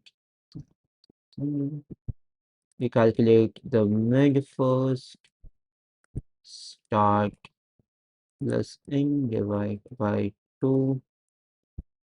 Now we call our build st. This will be 2 times I plus 1. This will be start. This will be mid. This. Basically, here we are creating the left part. Oops. Here we are creating the left subtree. Here we are creating the right subtree. Dot I plus 2. Is this correct? Yeah, this is correct. I will see that later. Here we write mid plus 1 till end. Return. What do we return? Tree of I equal to tree of 2 times I plus 1 plus tree of 2 times I plus 2.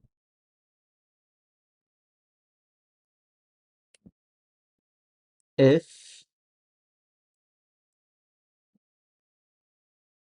start equal to end, return tree, just store this here of I equal to array of start.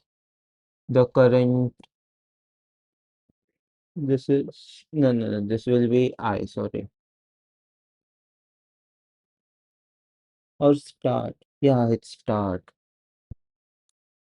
And this index stores the value. Why is it giving me an error? Oh, this is end of course.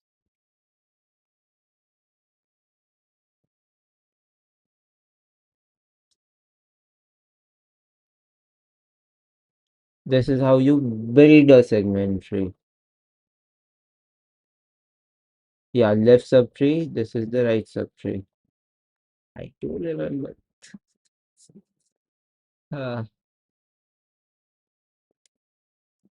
let's see. We have an array. This is this. This is this. I0 start as this is this. Let's see whether or not the tree is built correctly or not.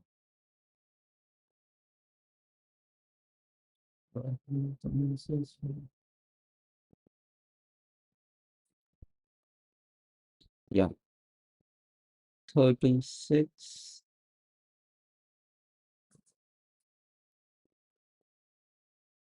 36, 10, 26. Okay, but why is this? Yeah. We move down.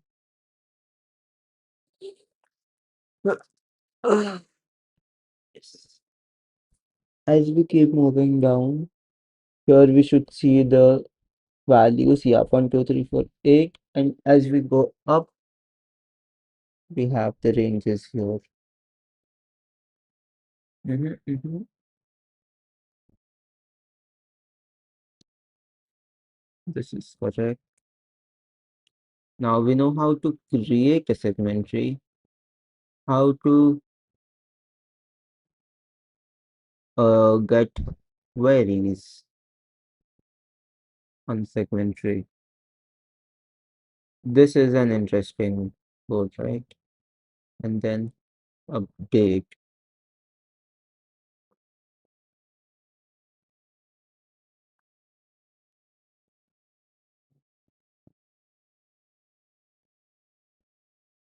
Hmm.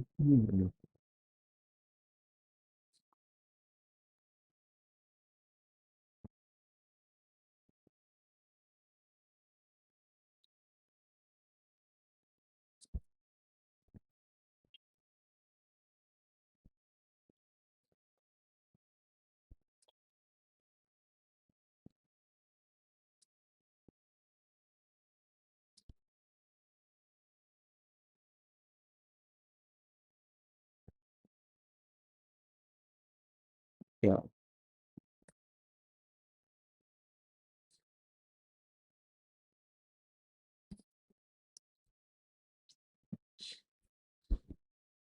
this is much easier.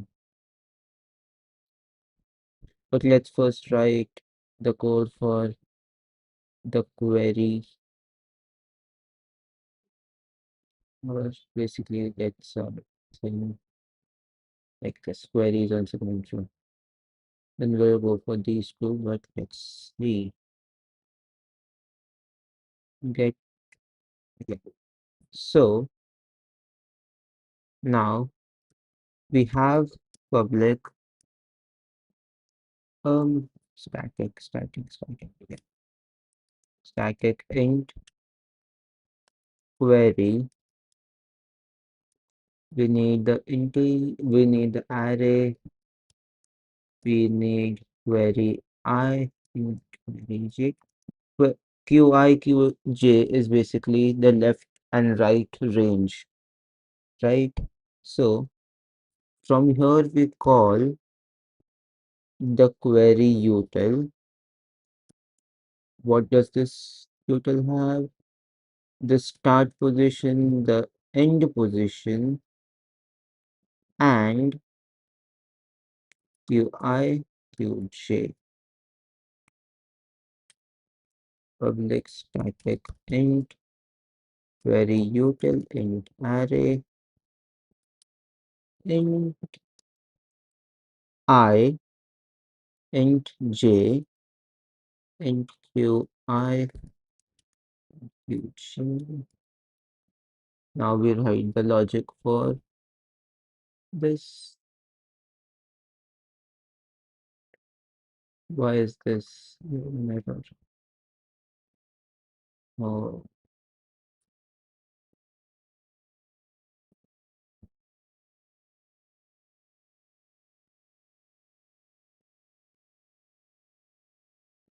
where is this?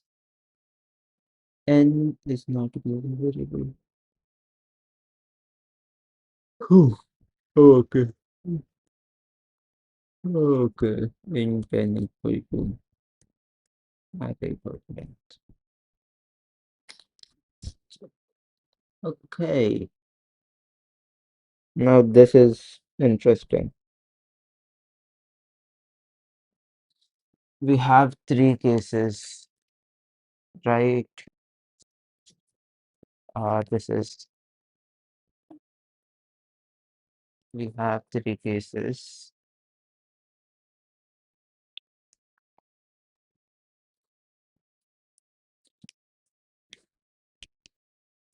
What if q of I? We have a range.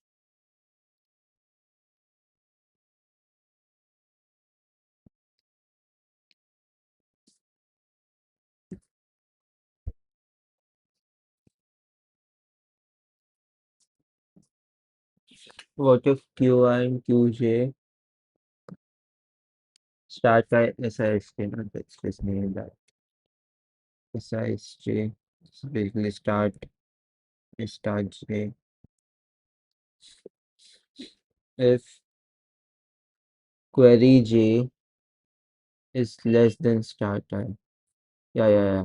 If it's out of bounds, let's just handle that first. If query I or Sj is less than, it should be strictly less than, right? Why is it?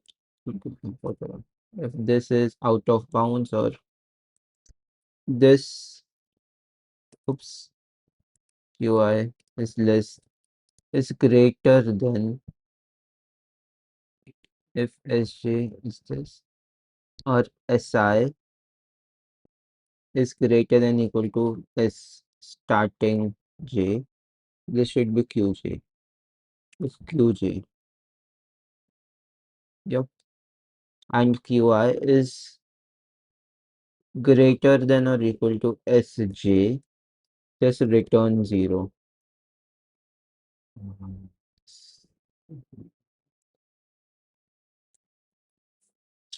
Yeah, This handles the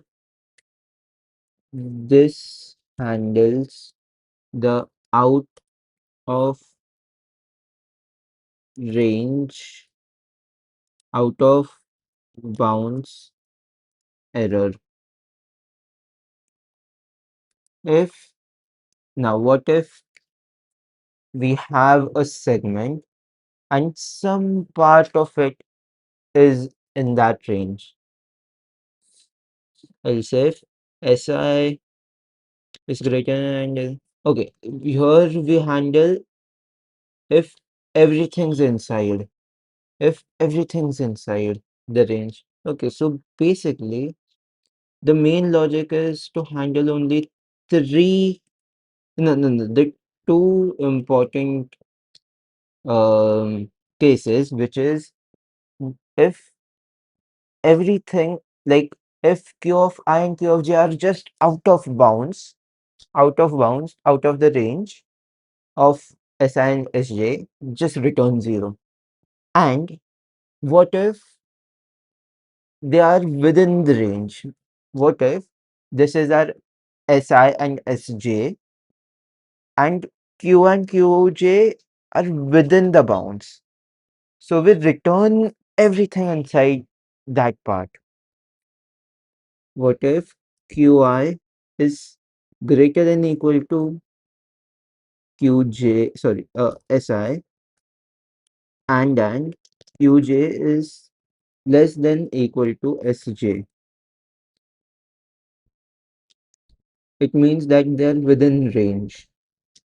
Then we return tree of I. Now I kind of forgot why we return this, but tree of I or tree of, what do we return here? Int I.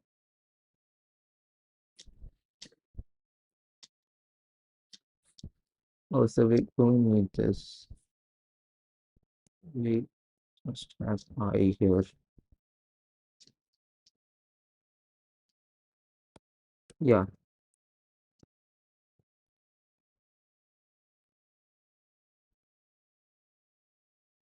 return tree of I, that index. And we need to update this I understand how we can update this I, but first, now we have two more cases. What if uh we have a range SISJ and QI and QJ are here? Like some part of Q and QJ is inside SI and SJ. Then we need to call a recursive call. Similarly goes for the right hand side part. What if we have QI, QJ? What if we have SISJ and some part of QI and QJ are within that range? We call a recursive call, a recursive function. Because we need to find a point, we need to find a point where all of the QI and QJ part are inside the assigned SJ, and the part which is outside just return 0 for that. Yeah, this makes sense. Else, is this else? This is an else. Int meg equal to si plus sj divided by 2, and what we do here? We call the query util for I, for 2i plus 1. Si starting index will be si only. Ending index will be mid. Q and Qj will remain the same. Similarly, we just need to update this to plus 2. And here, this will be mid plus 1. And this will be Sg. Do we need to do anything else? Return left plus right. into the infra. Yeah, we'll receive some value right there. And then we should be good. That's it.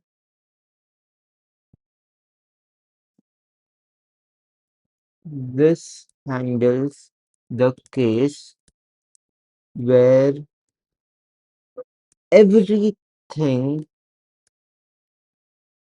not everything, where the query range is within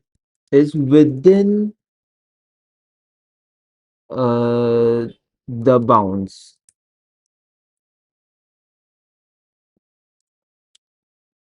This handles the case where some part of Qi or Qj is within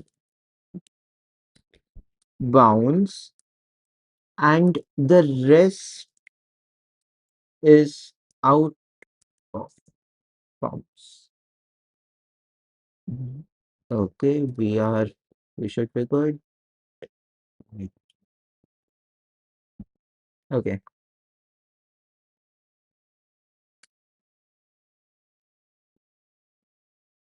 we just need this. Boom. Instead of get some, we have very this.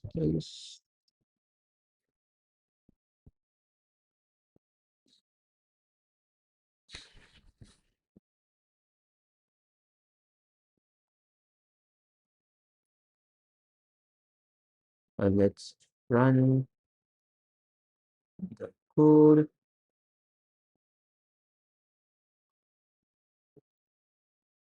36 or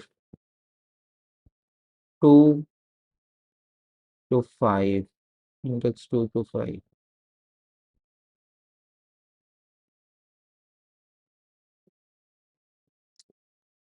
We have 18 inversion.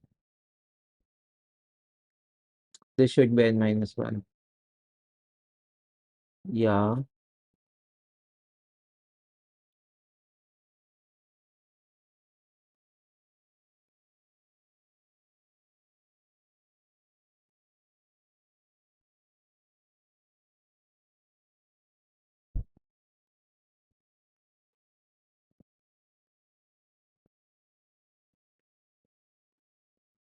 Oh, SI.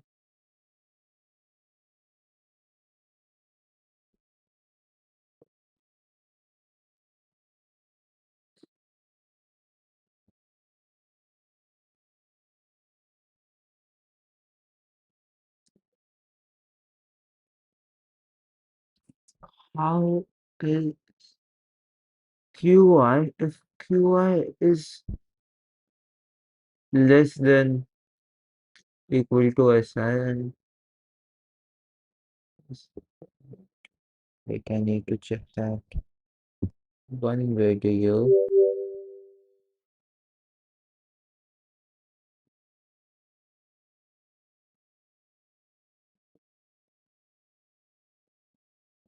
So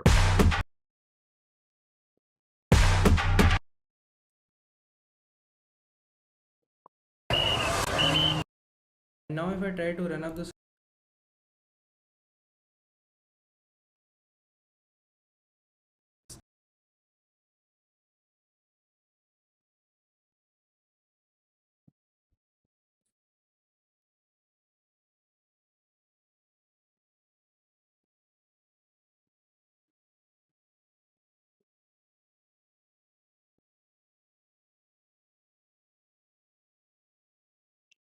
supporting mainly three operations, that is build, query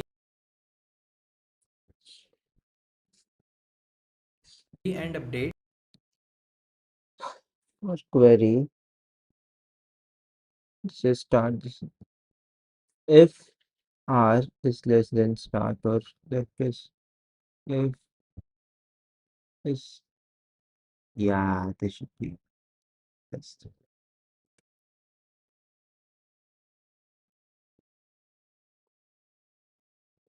Let me update this in my code.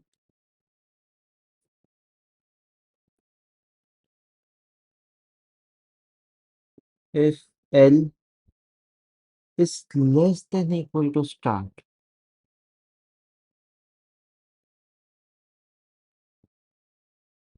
Oh, okay. We need to find whether or not this is within this range or not. Okay. So if SI is greater than QJ, yeah, this makes sense. If SJ, if QI is greater than SJ, yeah, this makes sense. Now, if SI is within range, SI is greater and SJ is less than equal to QJ.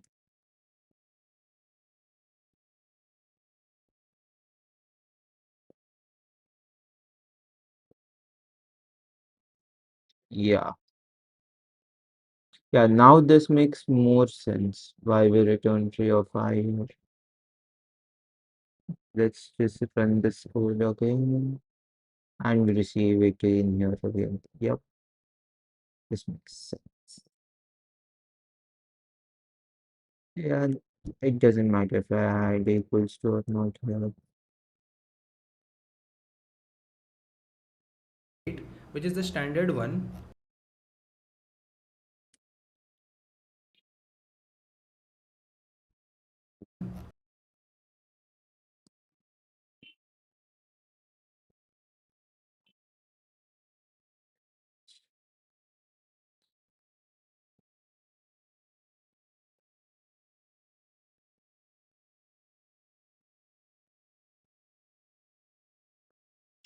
Oh, this needs to be.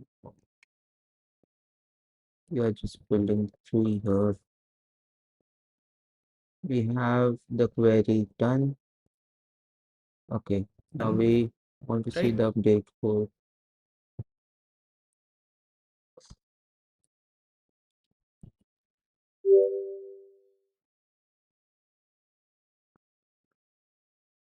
Starting index and value. Yeah, just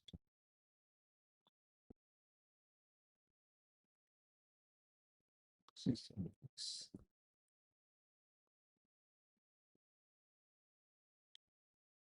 Now we go to the update on segment tree code.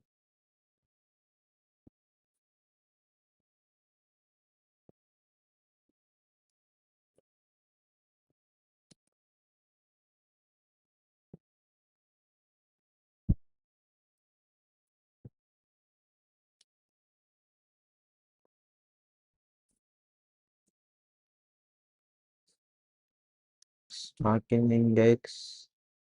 This is the ending index. And this is index. Public static int update. Int I. This is current index. Int start. Int end. Int this is L int R. Let's just write this. Right.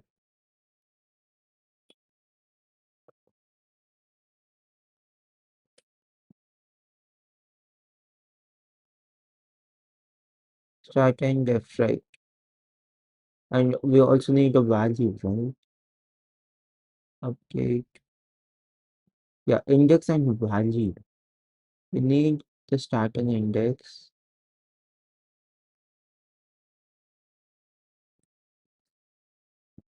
and value.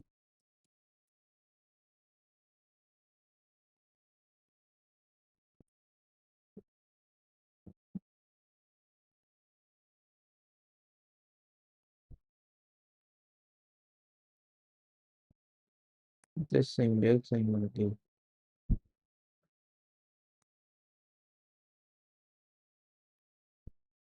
Yeah, we have index and we have value.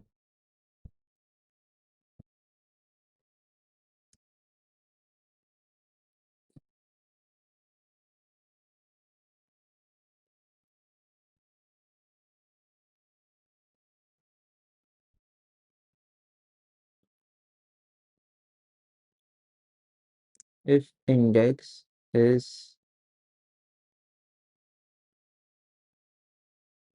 less than start or index is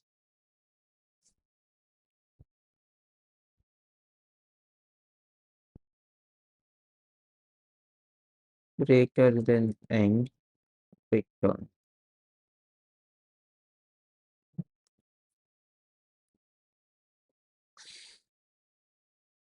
If index is less than start or index is greater than the end,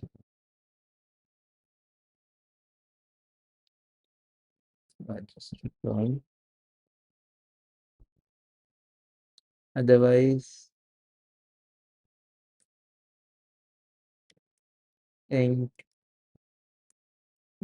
plus indifference behavior instead of value, we send indifference.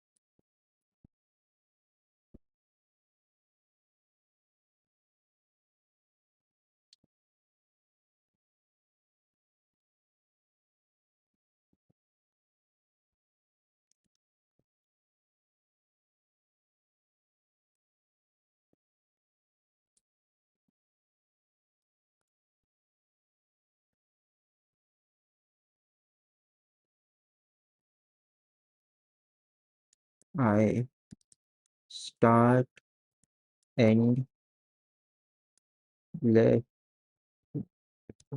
index and then now we have def int def equal to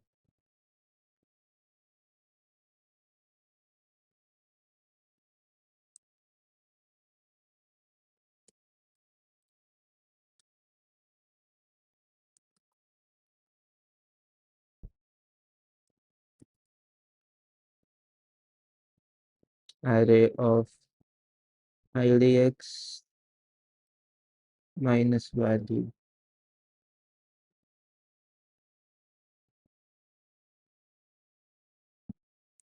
Start and give the root name.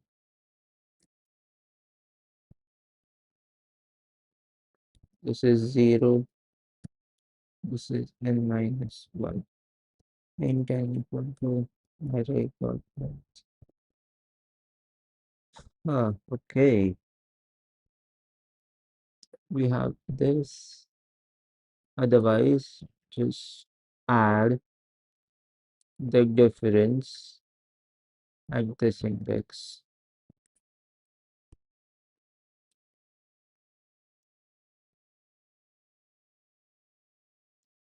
Update util. We have 2 times I plus 1 star. We have update util 2 times I plus 1 just start. End night equal to start plus end divided by 2. We have made this is 2, this is mid, this is end. This we should take over here. While SI is not equal to SJ.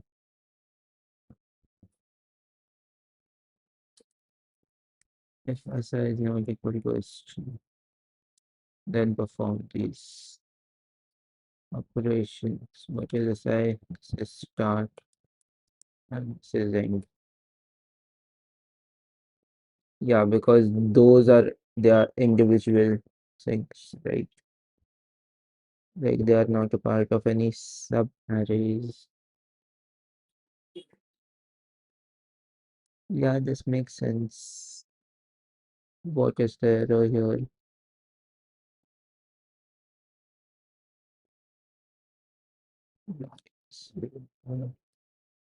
Yeah, this should work. Let's see.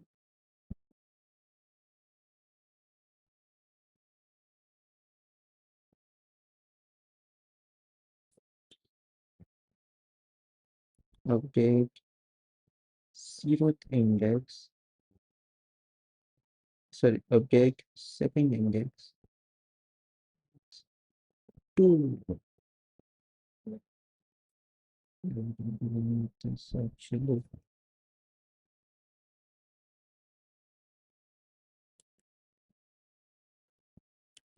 direction 0. Yeah. How do you go out of bounds?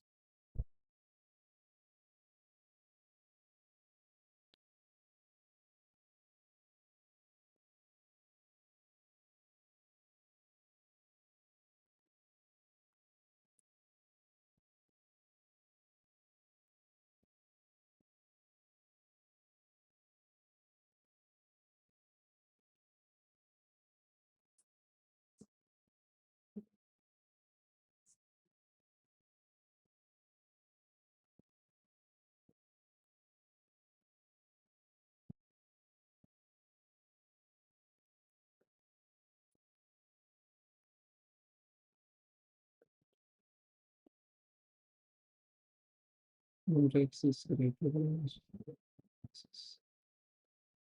Yes, yes. Here is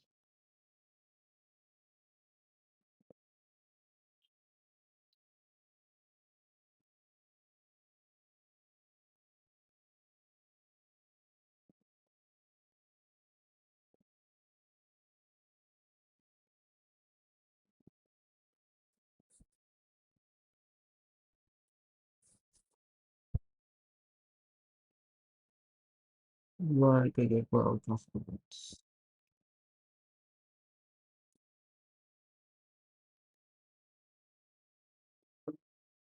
Hmm.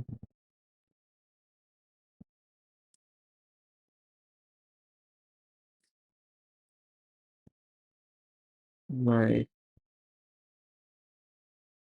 why did my this function go out of bounds?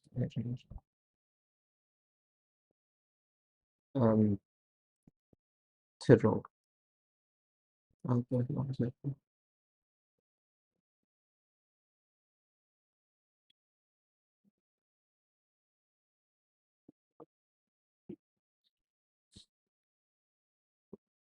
Your right child range is in is it n minus one data right n minus yes I told right n minus one.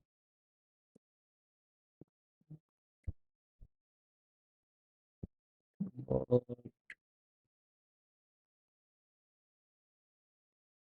new value minus oh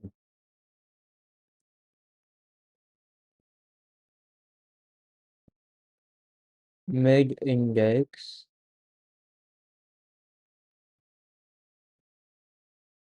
that oh my god oh my bad. Okay, and also here I need to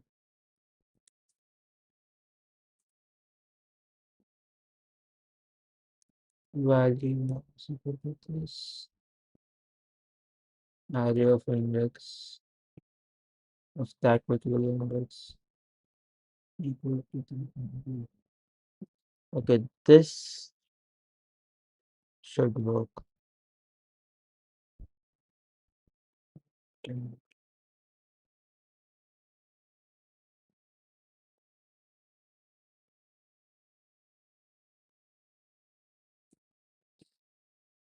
Meg plus one, subject meg plus one. This should be plus two. Yeah,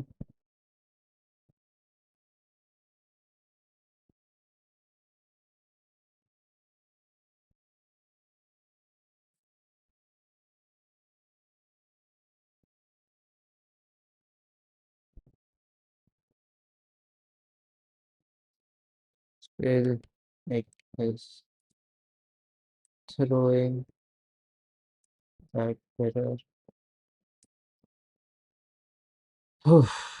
Yeah, actually, this code is a crash. How is failure still wrong now? Return. Yes, I don't want to return. Oh, but with all build ST. Oh,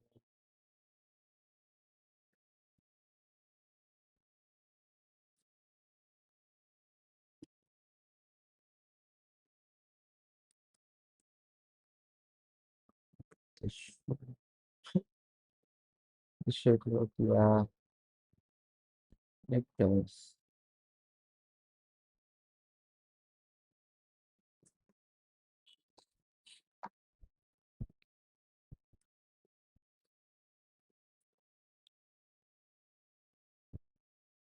Huh. Okay, now let's check these ones. Max value using segmented max queries.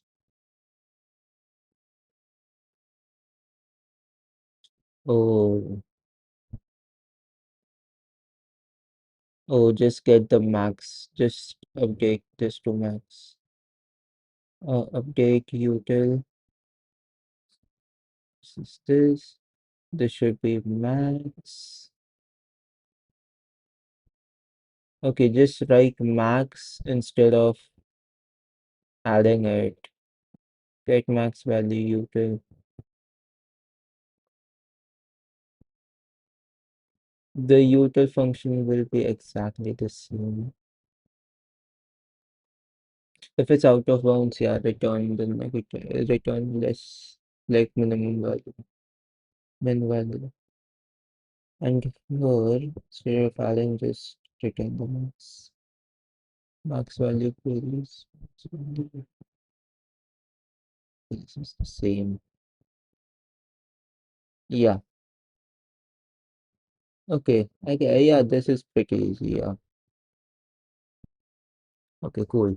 Now, what I want to do oh, is solve this problem, inversion count. It is a core forces problem. So let's open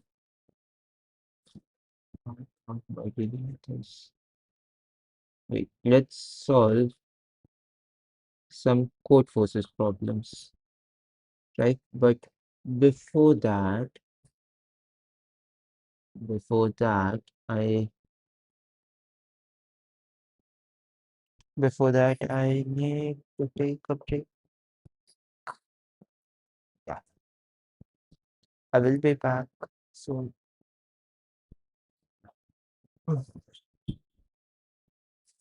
Okay, fade to black.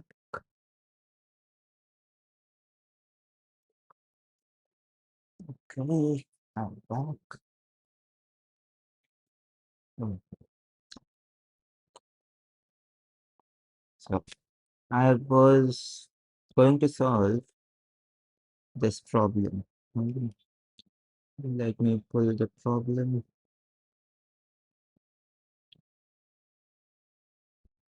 Hmm,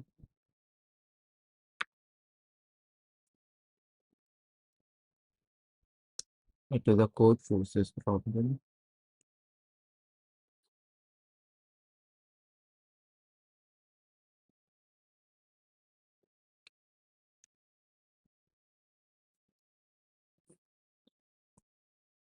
Let me share my screen.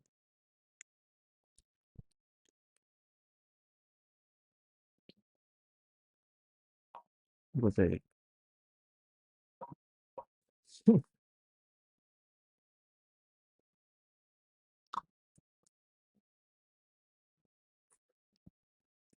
Okay, I have logged in.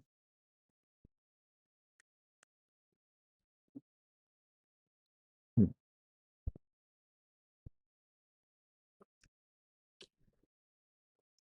Do we have any contests tomorrow? 27 hours. Okay. Hmm. Problem set.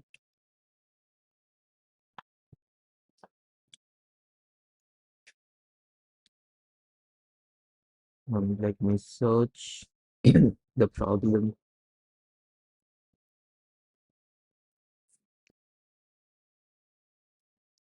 Inversions. Inversions.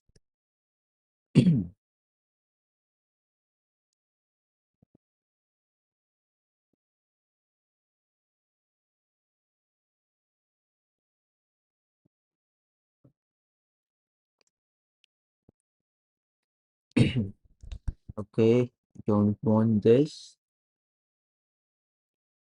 How can I search the problem?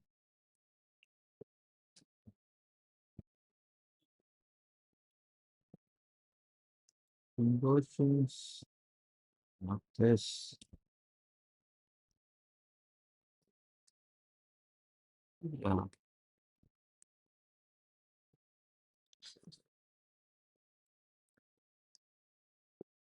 Oh, it's under ITM Academy. Where is that? Under EDU section. ITM Academy.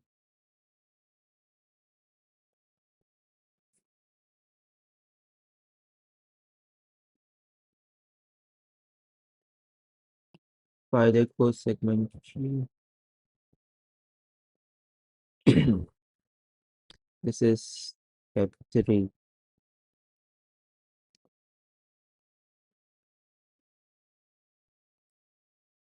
Inversions. Hmm. Okay.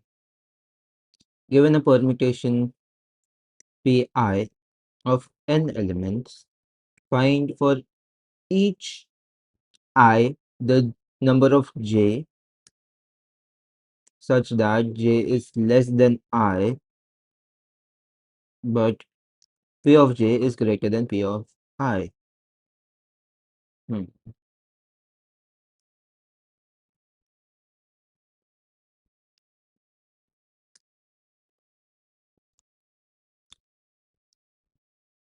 So okay. So the we need to find an index where the index is greater and the index element is smaller than the previous index's element. Okay. Hmm.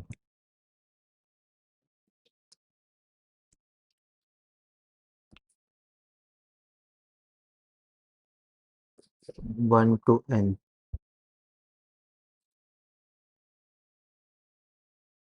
This is this. Okay.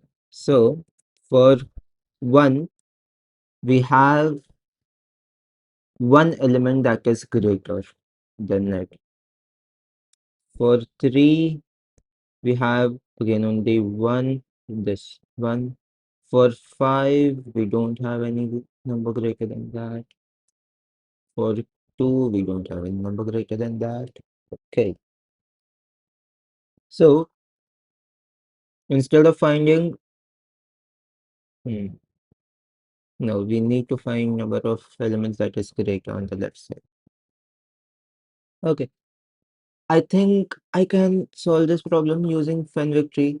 Then we'll move on to solve this problem using the segment trees. But first, let's solve this using Fenwick tree. Okay. Public lungs. This is this. Public static. And now this is void update. What is this? ID int value. Public static int query int ID int result equal to 0, return the result while ID is greater than 0. ID is, um, what do we do here? Let me first write the basic standard template for this. For query, just add it into the result. It's ID, what is a bit, bits, this is this.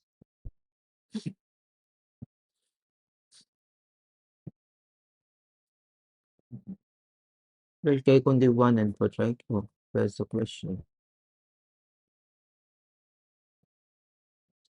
We take only a single input and standard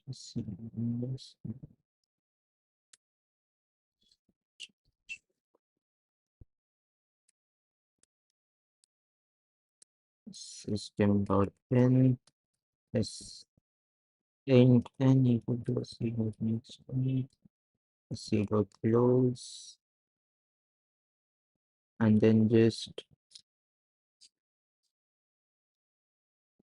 for n equal to 0 I was n is plus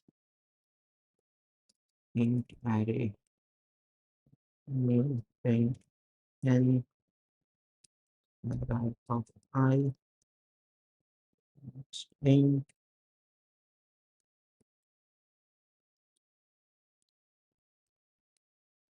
equal to 1 and less than is an equal to n.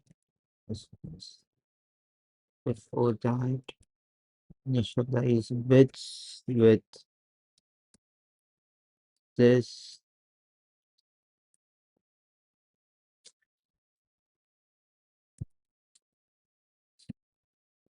For update, what do we do? While id is less than bits dot length, we increment the value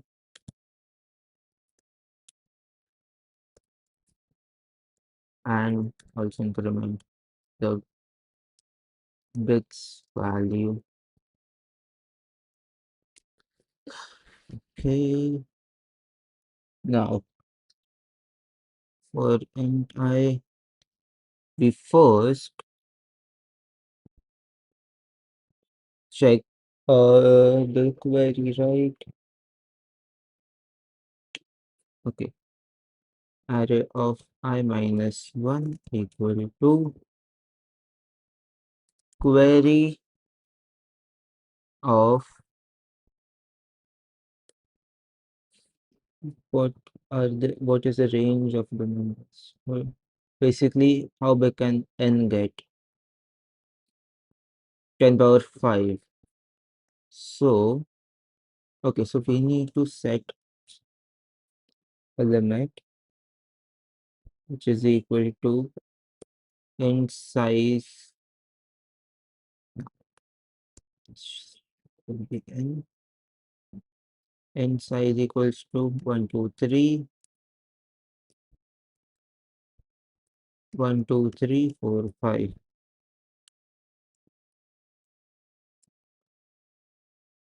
This makes sense, right?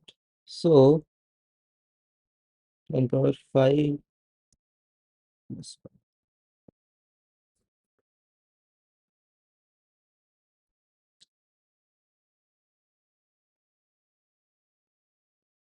and then let's just put this for we need to query for nums of sorry array of I. We are at this index. We need to find whether or not we need to find all the numbers that are greater than this number.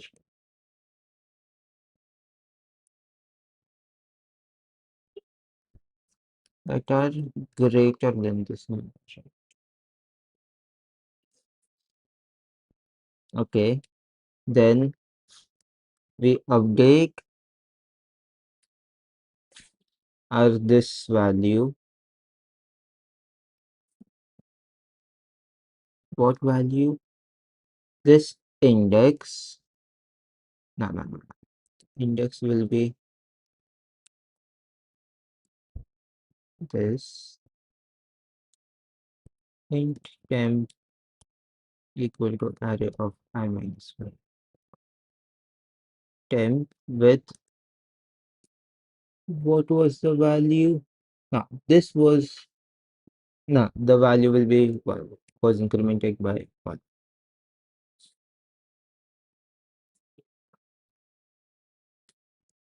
For int I equal to 0, I less than n, I plus plus. What is this? Just print array of I.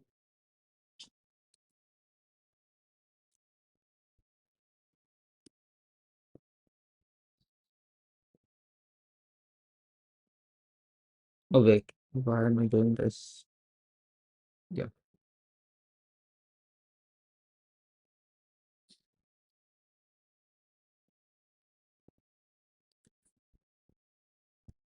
Okay. We need to find what will query return? All the numbers that are greater than this, right? So this will be equal to and width dot length,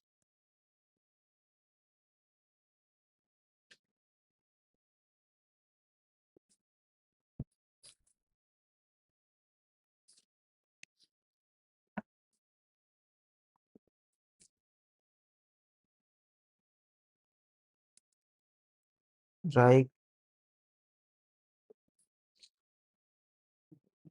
And we want to update, right? What do we want to update? Update all the numbers that are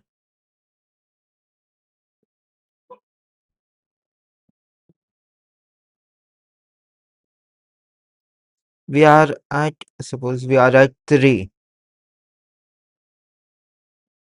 So update what will update to?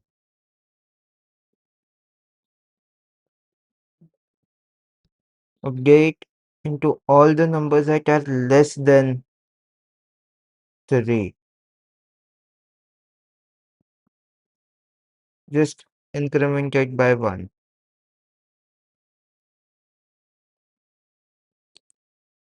All the numbers that are less than equal to 3 incremented by 1.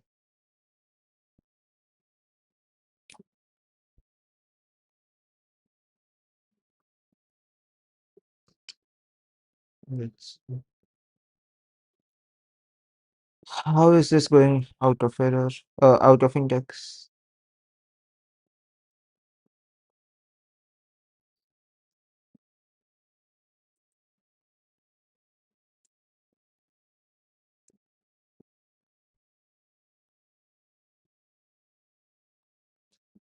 No, this is correct. Update all the numbers with +1 because we need to know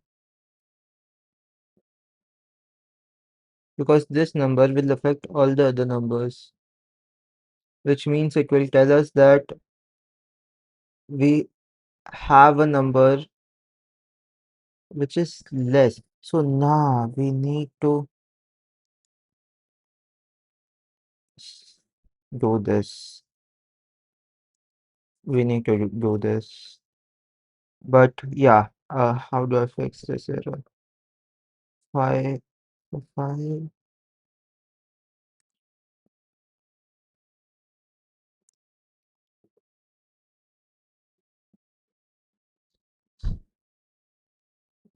This is I minus 1. Oh, no, no, no, no. No. Oh, yeah, my bad.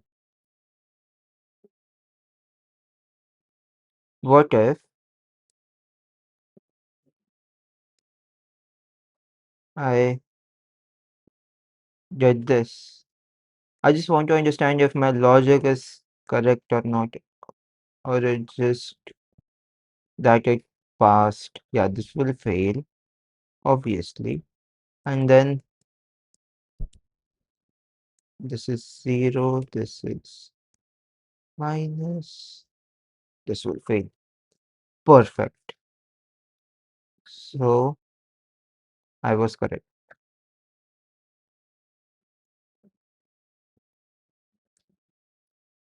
This should pass. Copy this. Submit, submit, submit. Wait, where is that? Do I have to select the? Oh, can I not just copy paste the code somewhere?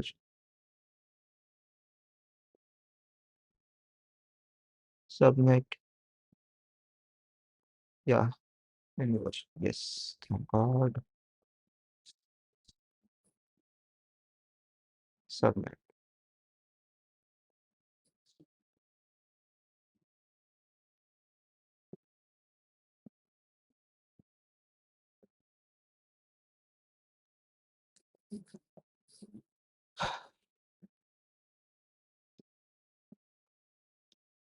Hello.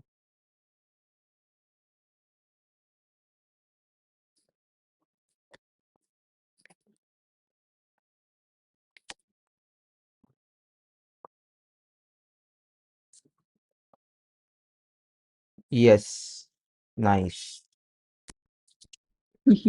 So I know how to solve problems using.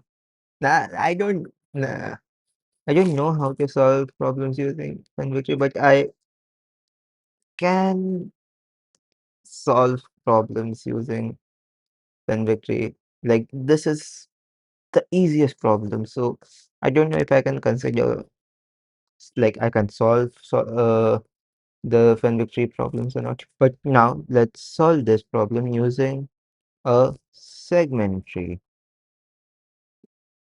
right? Let's do that first.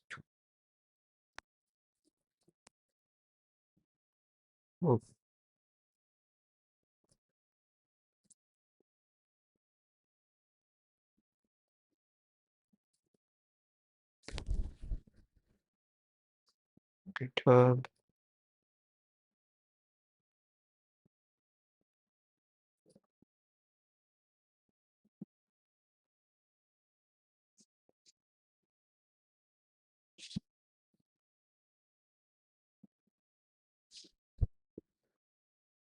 Okay.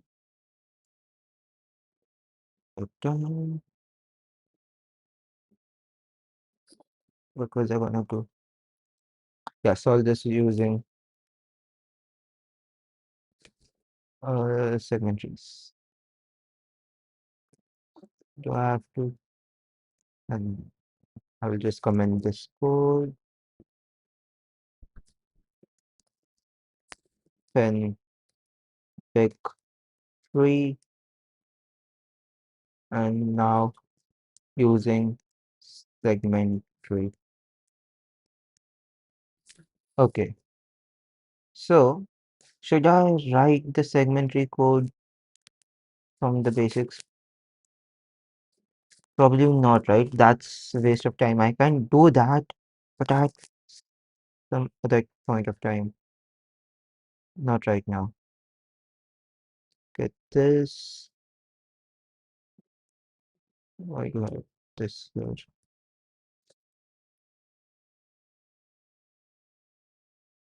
Wait. But I am kind of complicating this code. I think I should just write my own code here. Public static. Oh no, no. Public class inversions. This is this. I'm just going to copy paste this. Don't even catch.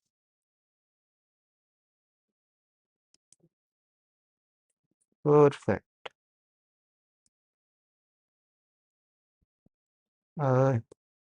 Import java.util dot scanner.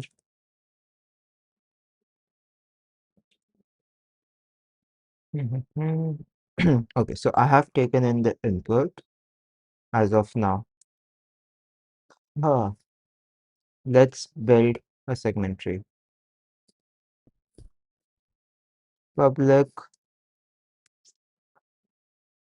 static int build segment tree.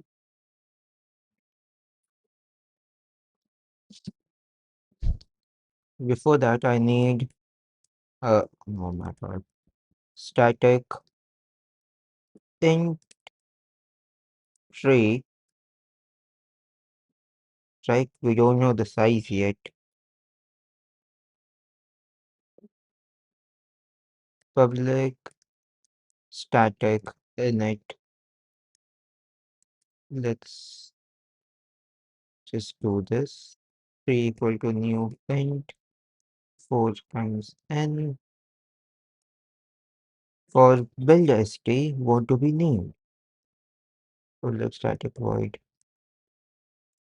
What are the parameters we need to build this? First of all, we need an array, right, to access the elements. Then int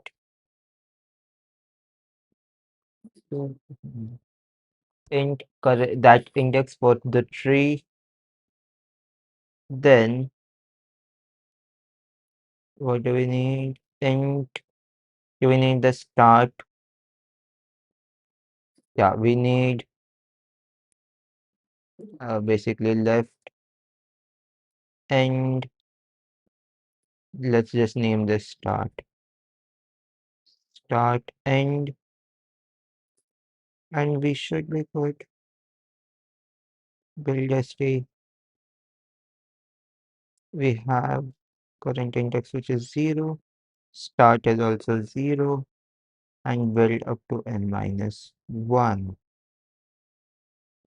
If start equal to end, which means that we are at the leaf node, what do I want to return? I want to return 3 at this index, and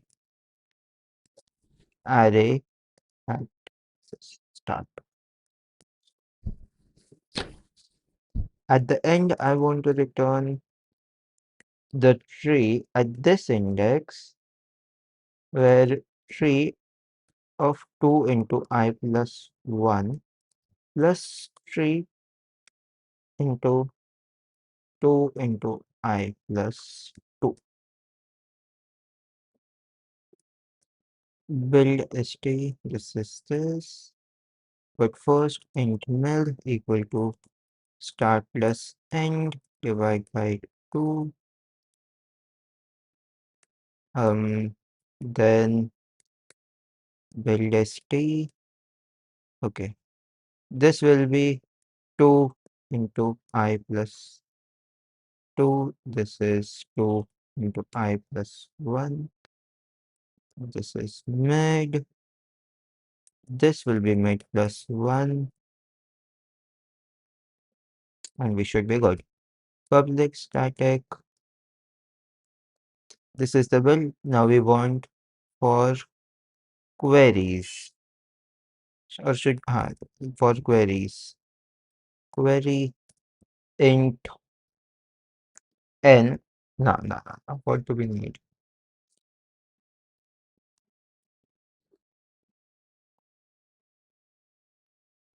We need we need start, we need end, we need the start, no, we need the query index or the left basically, int right. Okay, this is for query, right? So if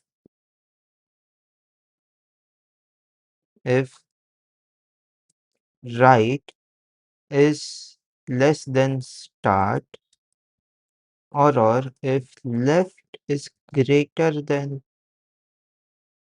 this then end,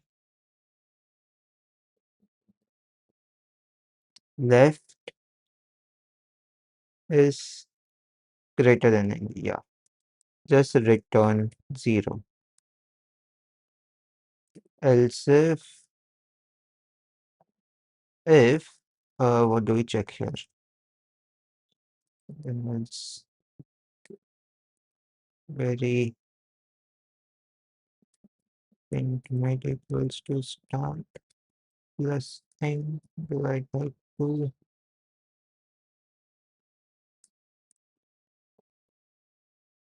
2 into I plus 1 mid plus 1 and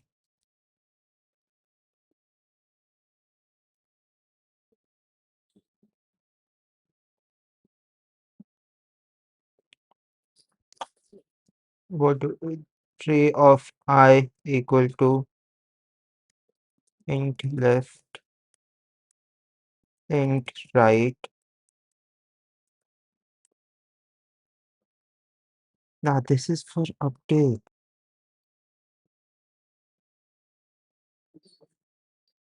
but for query, now we don't do anything.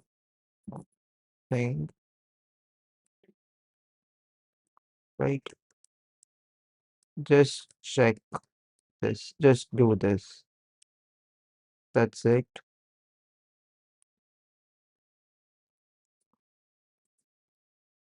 Else if we need to check if they are within range or not. If start is wait. If left is less than start and end is less than right, or let's say less than equal to, then we return tree of I.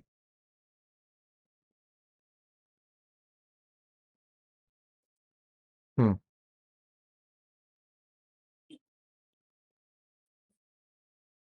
Let's see if I'm right or wrong.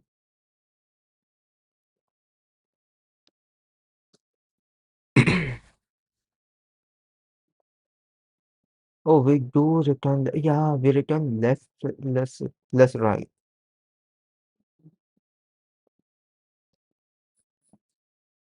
Yeah. This makes sense. Return left plus right, and left, and right.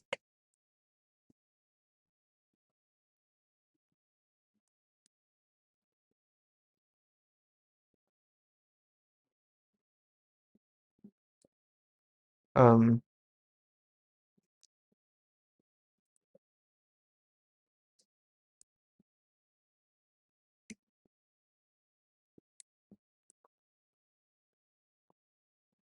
Okay. Now for update public static, let me just check if it's void or not. It is what? Update void update. What do we need? We need this array. We need in for update we do need an update util. We need array, we need int left, int right, int array. Oops. Public static void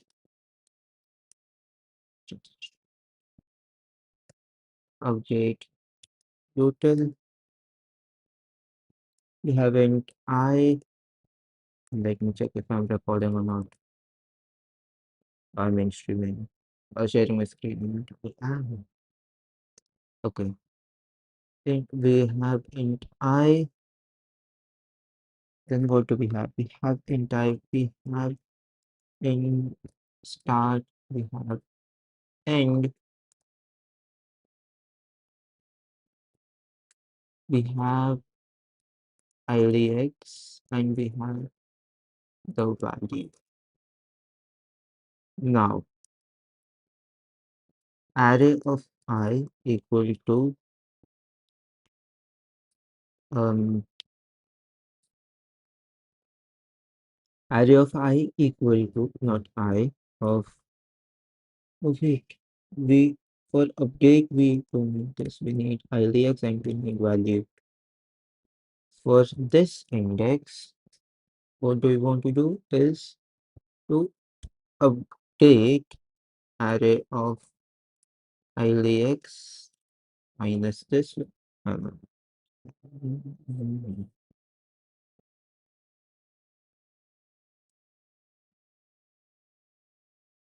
this is int difference.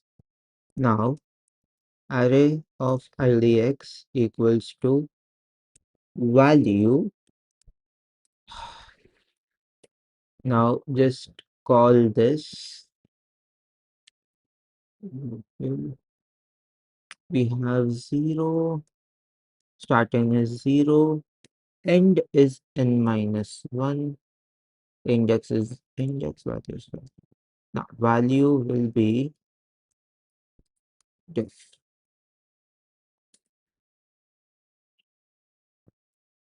Now int n equal to array dot length. Oof. If while updating, if we go out of bounds, that is, if start is greater than IDX or or the end is less than IDX, just return 0. Int mil equal to start plus end divide by 2.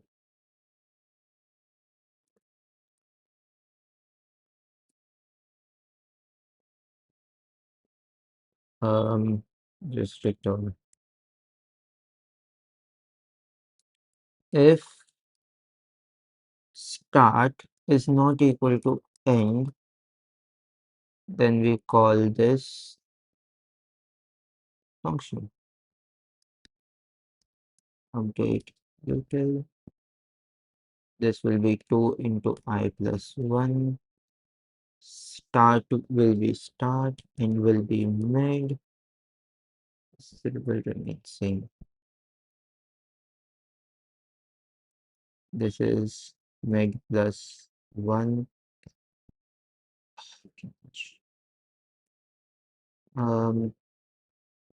This will be end. This. Now we also need to update the current index here, which will be equal to value. I mean, less equal to value. And we should be good. Let's just, oh my god, what is this? Let's just double check if I'm correct. I am. And just instead of value, just try this. I mean, it doesn't make a difference, but why not? It's more clear and correct.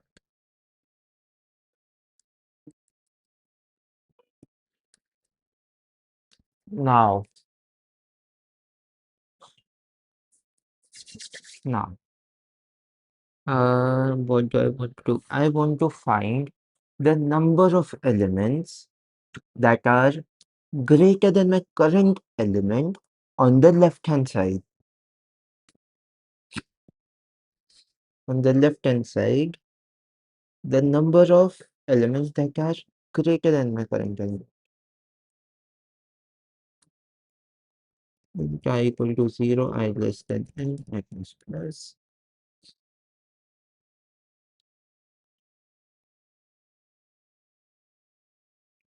And n equal to array of this. This array of I equal to query. This will be 0.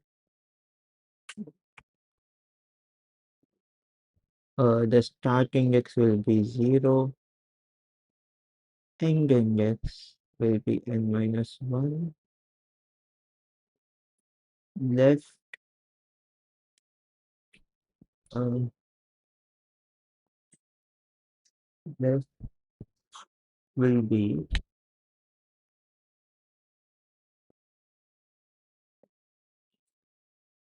from 0 to I up to that index.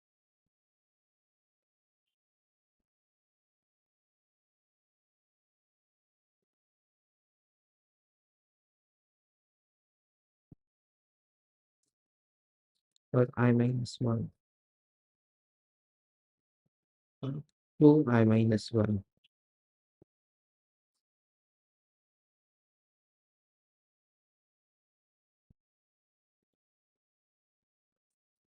Then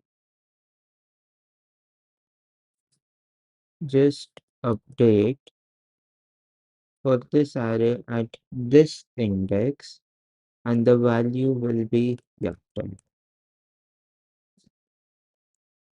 For int I equal to 0, I less than n, I plus plus, and then print array of I. This won't pass. Yes. And I know why. Because while querying,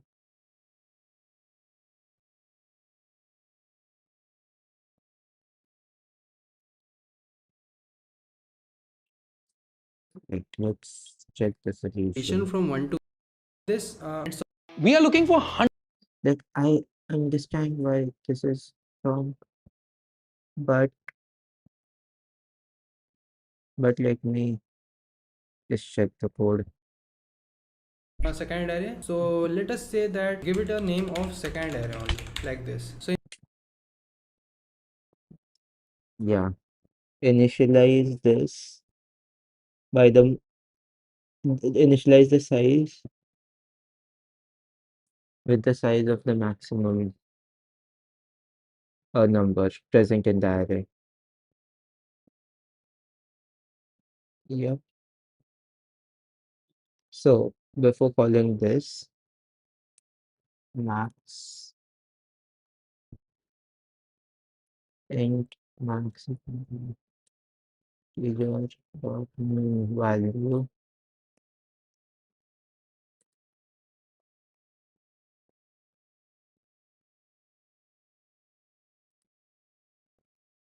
Let's just calculate the max over here itself.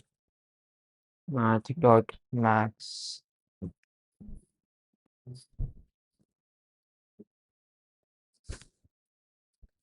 of the uh, array of I or max. Connect with this size, obviously max length minus 1.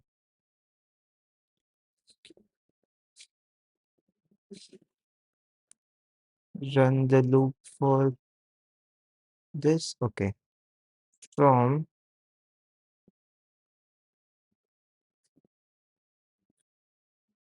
Clear it to so now what I want, I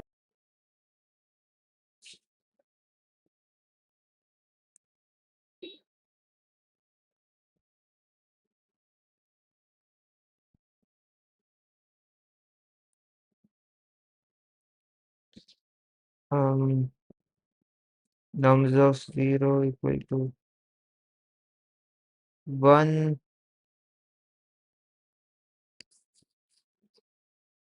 without update this. Okay. Just directly print it that. I want to print the answer for the remaining indexes. So I will say the current value of the index on which I'm standing is this nums of I. And what I want to do, I want to find the Till the previous element. Yeah. Oh, yes. Till from this element till the previous element. I minus 1.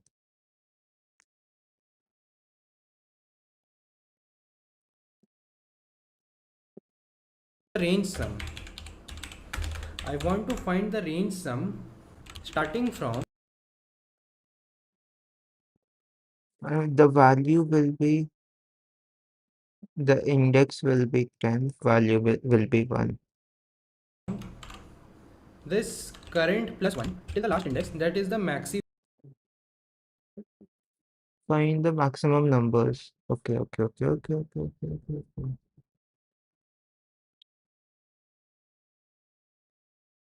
So array of I plus 1 till the maximum number.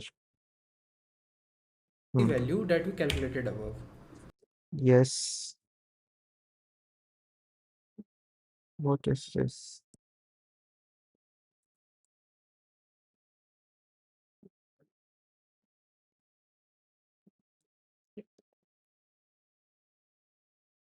I start end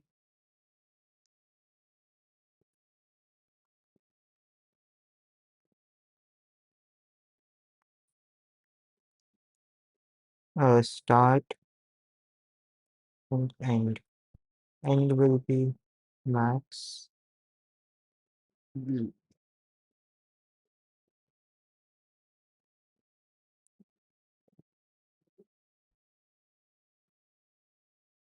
this range. And from I, from array of I plus 1 till max. Yes, this will go up to max. Yeah. Or hmm,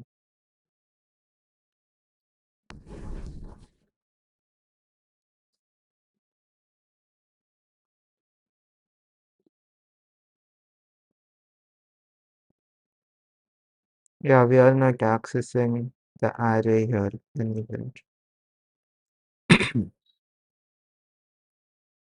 Okay.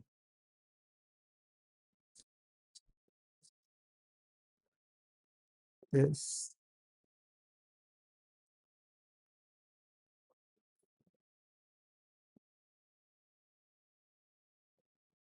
And this range sum will be the answer that we require for this index. So I will just print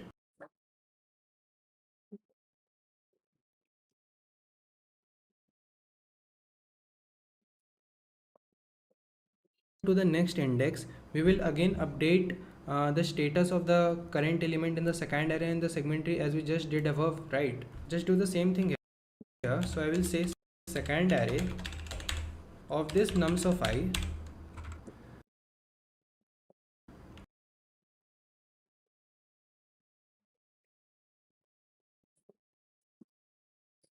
will increase by 1, that is I will increase the counter, and we also have to update it in the segment tree, right? So I will say t.update this nums of I by the value which is now present in the second array, that is this. So in this way we will be writing our code for this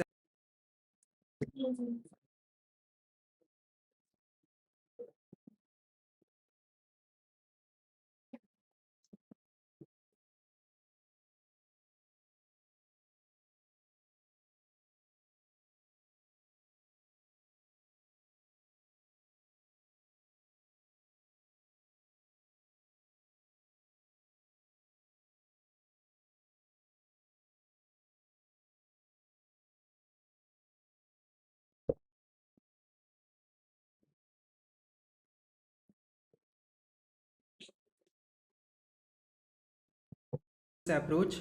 So what I did was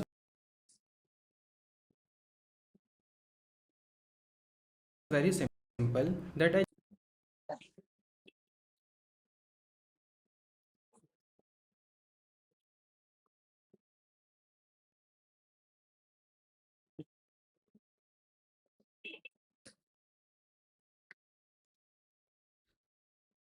Light one down. Light down.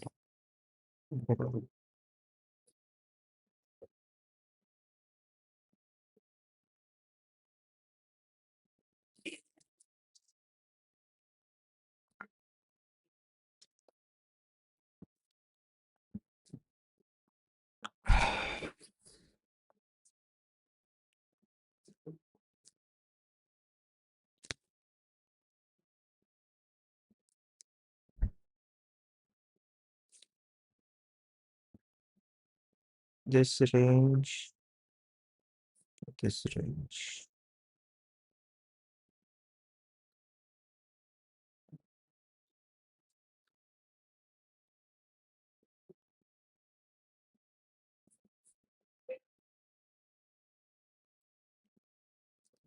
Let this be query public static int query int array. We need an array.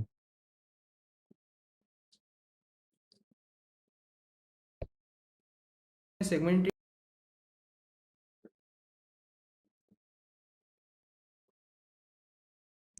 We get the range for int left, int right, and then query dot util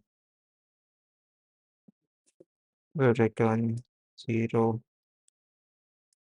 comma 0, comma. Now this is important. N. What is n here? template here supporting me This dot size.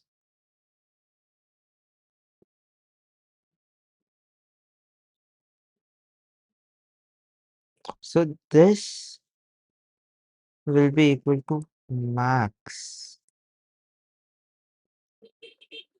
Now this will be equal to tree dot length, int n equal to tree dot length, n minus 1, left right util, query util. To update,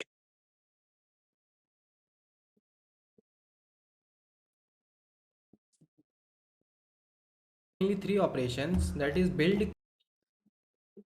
I have pasted index and value, starting the I, start index, end index. Yeah, my segment tree template here supporting mainly 3 operations, that is build, query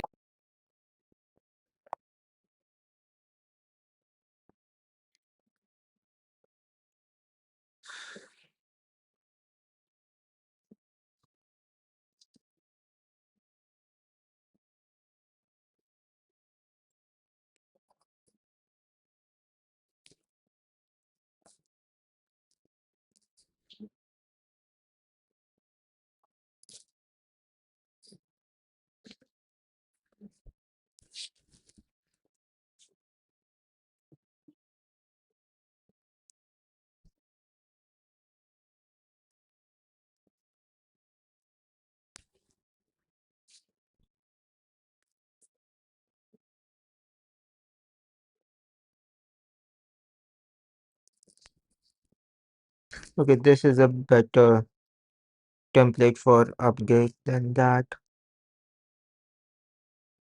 I think I'll use this. We have the starting I. Okay, I don't need to send this.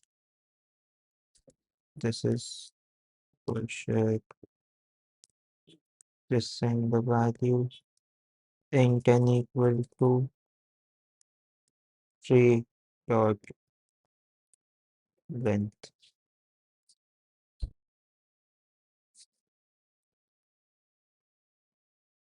Index value. We move up here. What is this? Yeah,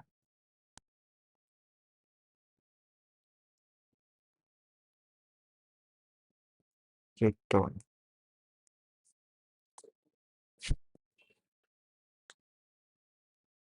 If start equal to end, just return tree or at that index. If it's not equal, now let's see. Oh no. This is equal to value.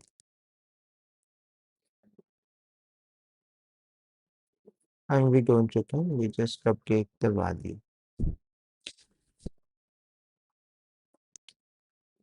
Else, we find the mid start plus end divide by 2,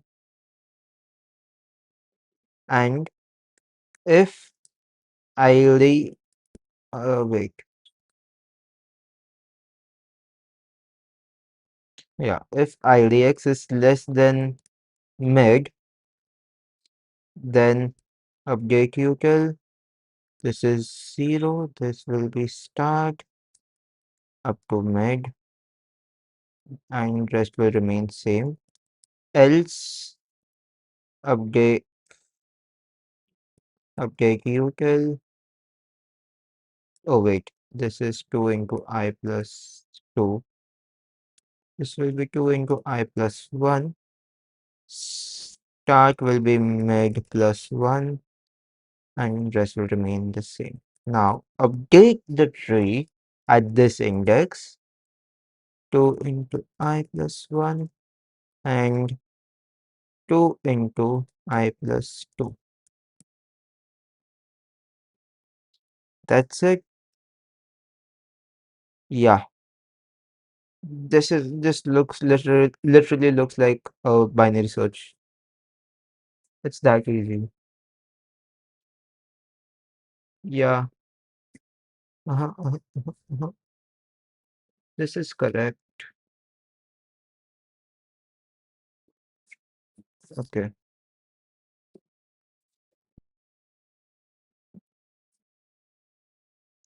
So for update and query, what do I want to query here? I want to find all the elements that are greater than this particular element, right? So what do I do? What will be the left array of I and go up to the max, and update. For update we send the index, which will be temp, and this is the current index, and the value will be 1. And for query, go from this index plus 1 up to the max length, max length, and give me that query. Then update and then print.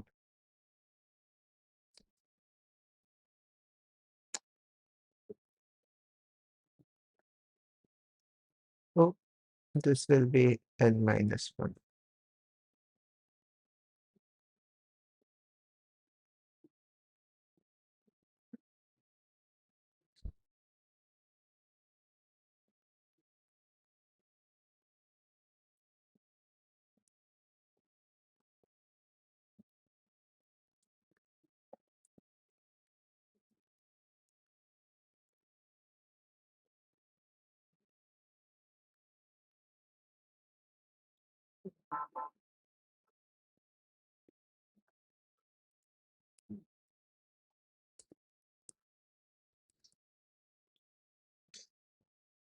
Um,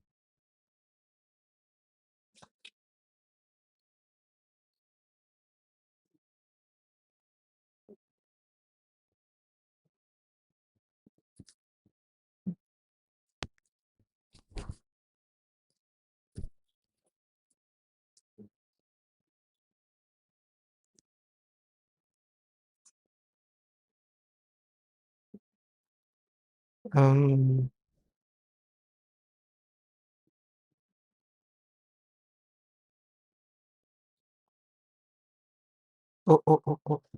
oh. Oh, that was my bad. That was a typo.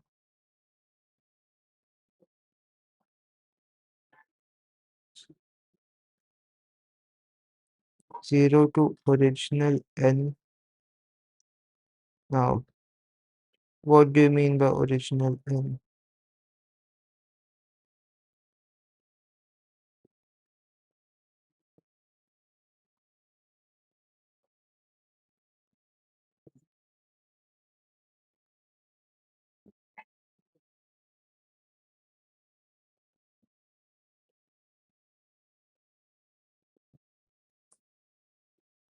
This will be from what?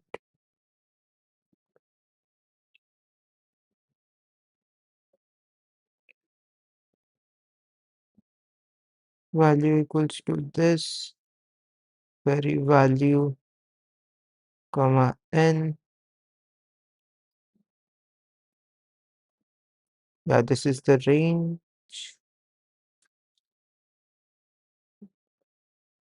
We send that up to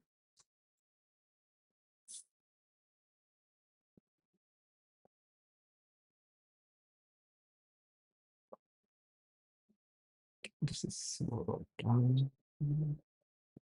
And update from value minus 1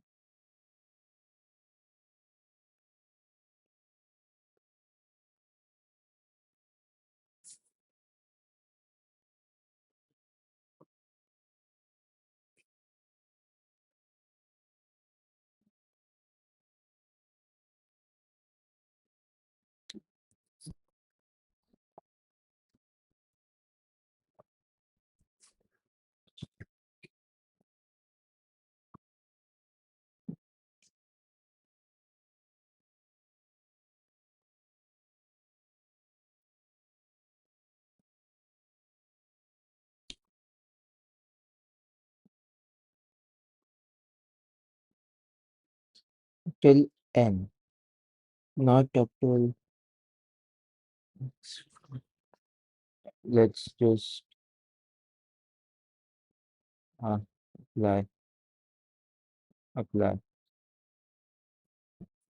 Yeah, I want to see, check whether or not this it failed.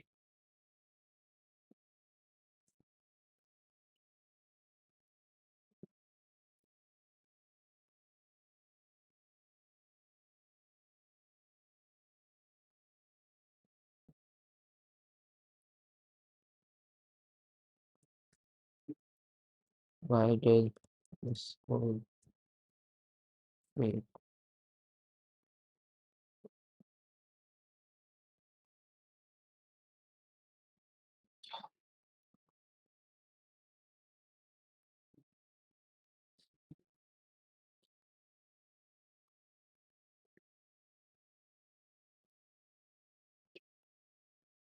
Very,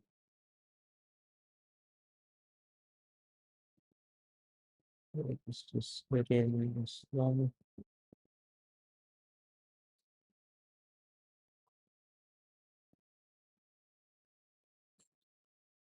Update.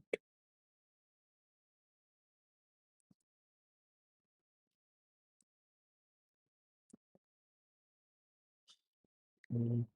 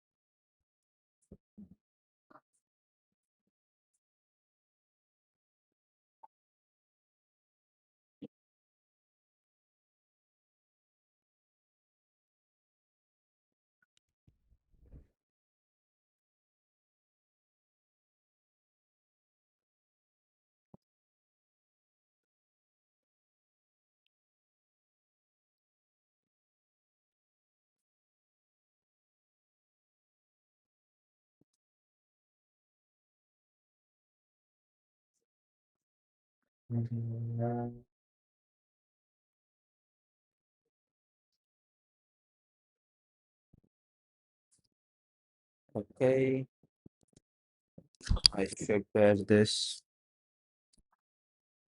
Let's check if this will pass or not. Okay, it got accepted. Nice.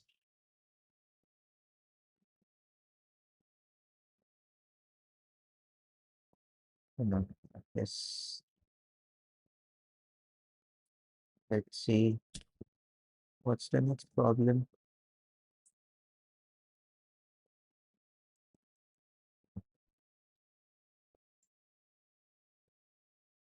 58 minutes long video. Okay. Xenia and bit operations.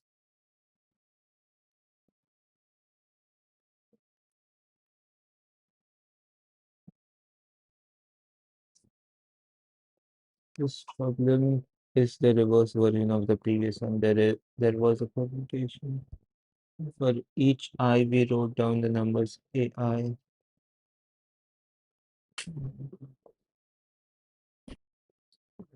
or J such that J less than but AI is greater than series to the original rotation. Right. But each I, we wrote down the number of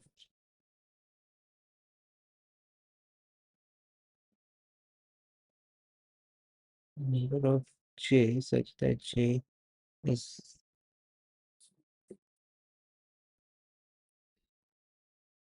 oh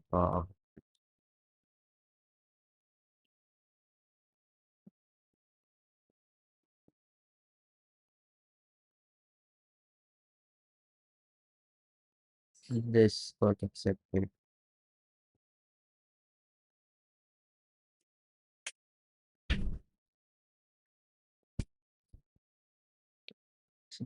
And for each I, we wrote down the number of AI.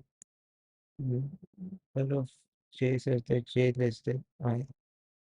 PG should be the visual element of particular AI.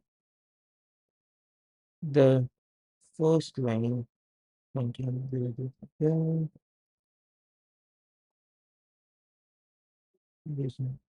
and because the original presentation.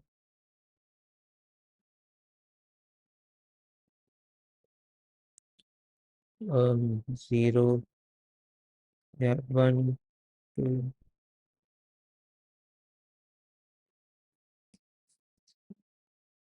three, four. For one, we have What is this problem? The problem is the reverse version of the previous one.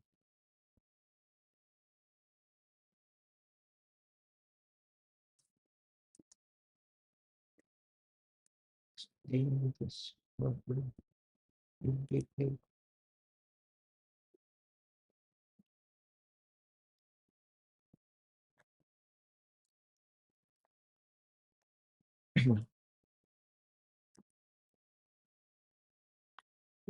You know what? I will come back and solve this problem, but first we need to go back. So fade to black.